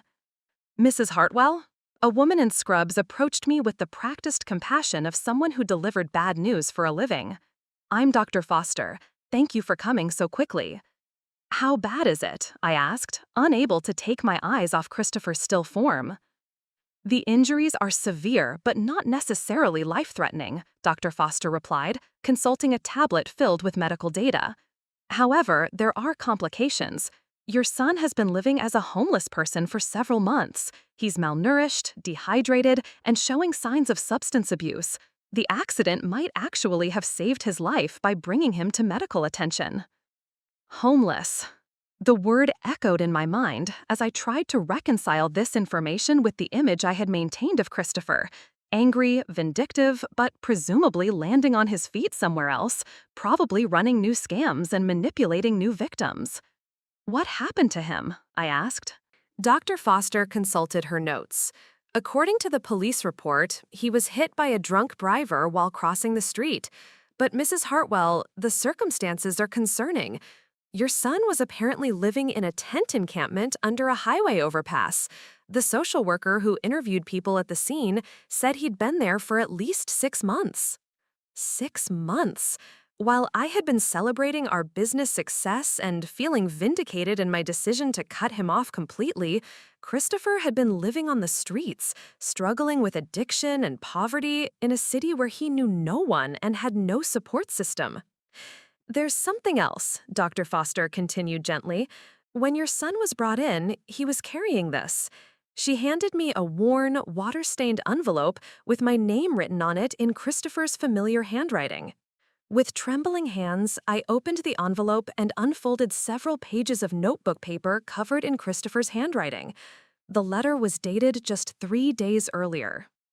"Dear Mother," it began, "I don't know if I'll ever have the courage to send this letter, but I need to write it anyway. I need to tell you that you were right about everything, and I was wrong about everything, and I'm sorry for everything. I sank into the chair beside Christopher's bed and continued reading through tears that made the words blur together. I've been living on the streets for 8 months now, ever since I got out of jail in Phoenix. I tried to run another property management scam here, but I got caught almost immediately. The judge gave me 6 months in county jail and 5 years probation. When I got out, I had nothing. No money, no job prospects, no friends, and no family who would take my calls. I've had a lot of time to think about what happened between us, and I finally understand what you were trying to teach me. All those policies you had about treating tenants fairly, they weren't holding the business back. They were what made the business successful. All those relationships you built with employees and clients, they weren't weaknesses. They were the foundation of everything we accomplished. I destroyed something beautiful because I was too arrogant and entitled to recognize its value. I hurt people who trusted me because I thought being smart meant being selfish. I betrayed the woman who gave me life and opportunities and love because I thought I knew better than someone who had spent 50 years learning how to do things right. I know I don't deserve forgiveness. I know there's probably nothing I can do to earn back your trust or respect. But I want you to know that every day for the past 2 years, I've regretted the choices I made. Every cold night sleeping under bridges, every meal from a dumpster, every humiliation of being treated like the criminal I became, all of it has taught me lessons I should have learned when you were trying to teach them to me with love instead of letting life teach them to me with consequences. I don't expect you to help me or even respond to this letter if I ever find the courage to send it. I just need you to know that you raised me with good values, and it's not your fault that I chose to reject them. You did everything right, Mother. I did everything wrong, and I'm sorrier than words can express for the pain I caused you and everyone else who tried to care about me. If something happens to me out here, and honestly, something probably will, I want you to know that my last thoughts will be of gratitude for having had you as a mother, even though I was too stupid and selfish to appreciate it when it mattered. I love you, and I'm sorry, Christopher. I sat in that hospital room for hours, holding my son's hand and reading his letter over and over again.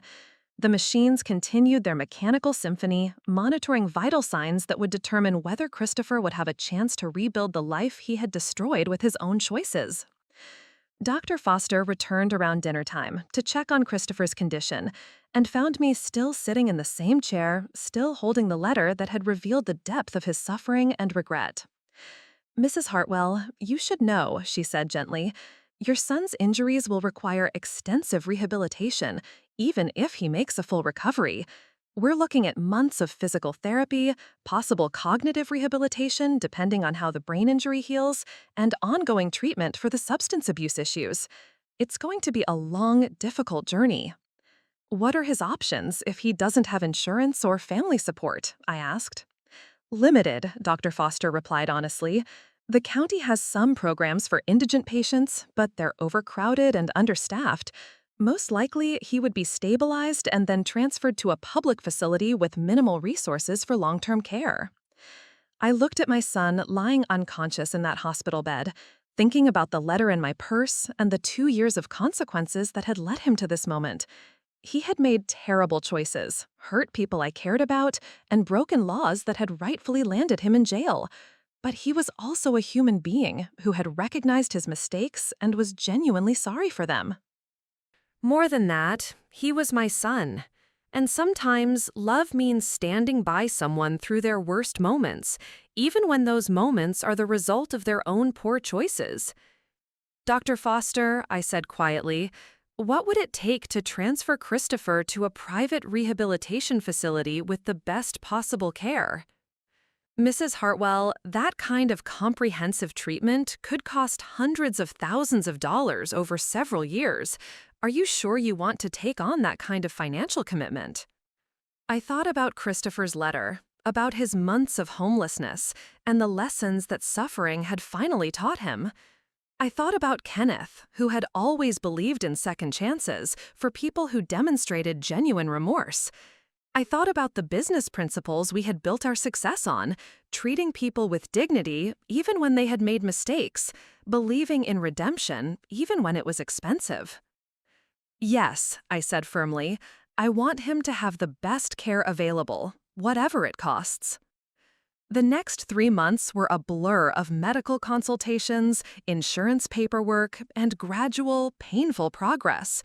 Christopher underwent 6 surgeries to repair his broken bones, weeks of intensive care to address his internal injuries, and slow, frustrating cognitive therapy to help his brain heal from the trauma. But the most remarkable change wasn't physical.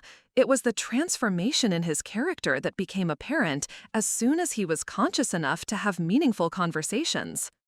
"Mother," he said during one of my daily visits, his voice still weak from weeks of unconsciousness, "why are you here? After everything I did to you, why would you come to Arizona to take care of me?" "Because you're my son," I replied simply, "and because your letter told me that you finally learned the lessons I was trying to teach you." "I don't deserve your help," he said, tears streaming down his face. "I stole from you, lied to you, threatened you. I tried to destroy everything you built. Why would you forgive me?" "Christopher," I said, taking his uninjured hand in mine, "forgiveness isn't about whether someone deserves it.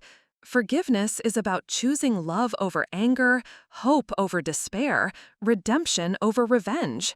You made terrible mistakes, but you've also paid a terrible price for them. More importantly, you've genuinely changed." The rehabilitation process was indeed long and expensive, just as Dr. Foster had warned. Christopher spent 4 months in a specialized brain injury facility, followed by 6 months in a physical therapy center, followed by another year in a substance abuse treatment program that addressed both his addiction and the underlying psychological issues that had contributed to his destructive behavior. Throughout that process, I flew to Phoenix every month to visit, to participate in family therapy sessions, and to monitor his progress. What I saw was a gradual but genuine transformation from the arrogant, entitled young man who had threatened me in his apartment to someone who had been humbled by suffering and was genuinely committed to making amends for his past behavior. During one particularly difficult therapy session, Christopher addressed the pain he had caused me directly. "Mother, I know that saying 'I'm sorry' can't undo the damage I caused to our family and our business. But I want you to know that I understand now why you made the choices you did. Firing me was the kindest thing you could have done, even though it didn't feel kind at the time. If you had enabled my behavior, I would have kept getting worse until I destroyed myself and everyone around me." "What would you do differently if you could go back?" his therapist asked. "Everything," Christopher replied without hesitation. "I would listen to my mother's wisdom instead of dismissing it as outdated. I would treat our employees and tenants with respect instead of seeing them as obstacles to profit. I would be grateful for the opportunities I was given instead of feeling entitled to more than I had earned. I would build relationships based on trust instead of trying to manipulate people for my own benefit." After 18 months of treatment and rehabilitation, Christopher was finally ready to be discharged. His physical injuries had healed completely, his cognitive function had returned to normal, and his addiction was in remission. But the most important change was in his character. He had developed genuine humility, authentic empathy, and a deep understanding of the principles that make relationships and businesses successful. "What happens now?" he asked as we prepared to leave the treatment facility. "I know I can't just go back to Meadowfield Springs and pretend nothing happened. I have a criminal record, no money, and a lot of people who have good reasons not to trust me." "You're right that you can't go back to the way things were," I agreed, "but that doesn't mean you can't build something new and better." I had spent months thinking about this moment and planning for Christopher's reintegration into a productive life. The answer I had developed was both practical and symbolic. "Christopher, I've purchased a small apartment building in Tucson, 12 units that need significant renovation and rehabilitation. I'm going to give you the opportunity to manage that property, but under very specific conditions.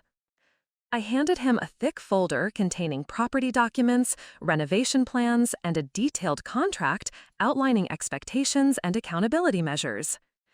You'll be responsible for overseeing the renovations, finding and screening tenants, and managing the property according to the principles your father and I built our business on, treating people with respect, maintaining high standards, and building long-term relationships based on trust.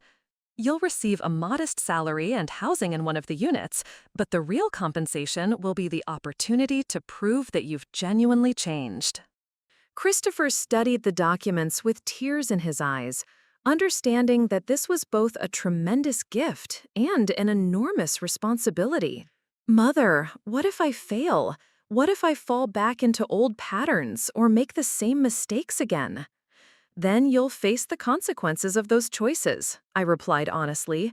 But Christopher, I believe you've learned lessons that can't be unlearned. I believe the suffering you've experienced has changed you in ways that will last. And I believe that redemption is possible for anyone who is genuinely committed to it. That was 3 years ago. Today, Christopher manages not just the original 12-unit building in Tucson, but 2 additional properties we've purchased and renovated together. His tenants speak of him with the same respect and affection that our Meadowfield Springs tenants have always shown toward our company. His employees appreciate his hands-on approach and genuine concern for their welfare. Most importantly, he has rebuilt relationships with some of the people he hurt during his time with our original company. Marcus Rodriguez, our senior property manager, visited Tucson last year and was amazed by the transformation he witnessed. Janet Morrison, our office manager, regularly exchanges emails with Christopher about property management best practices and family updates. The Henderson family, whom Christopher had tried to evict during Mr. Henderson's medical emergency, even sent him a Christmas card last year with a note saying they were proud of the man he had become and grateful that his mother had given him the chance to prove himself. As for Christopher and me, our relationship has been rebuilt on a foundation of honesty, mutual respect, and shared values that we both now understand and appreciate.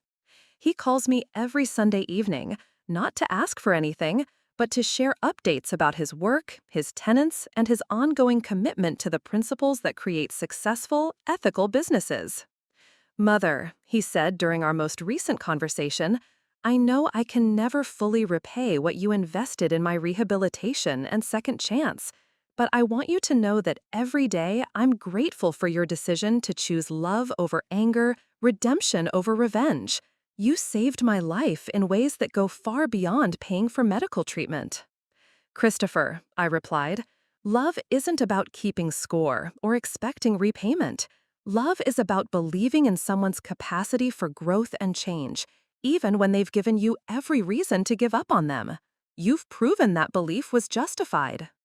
Looking back on this entire journey, from that humiliating brunch at Silverstone Country Club to Christopher's transformation in Arizona, I've learned that family relationships are far more complex than simple concepts of loyalty or punishment. Sometimes love requires tough decisions that cause short-term pain but create opportunities for long-term growth. Sometimes forgiveness means allowing people to face the full consequences of their choices while still offering support for their efforts to change. The eviction notice I served Christopher wasn't the end of our story. It was the beginning of a difficult but ultimately redemptive journey that taught both of us lessons about accountability, forgiveness, and the possibility of second chances for people who are genuinely committed to change. I sleep well at night, knowing that I stood up for my values when it mattered most, but also knowing that I was willing to extend grace when Christopher demonstrated genuine remorse and commitment to change. I protected the business and employees Kenneth and I had worked so hard to build, but I also honored the principle that redemption is possible for anyone willing to do the hard work of transformation.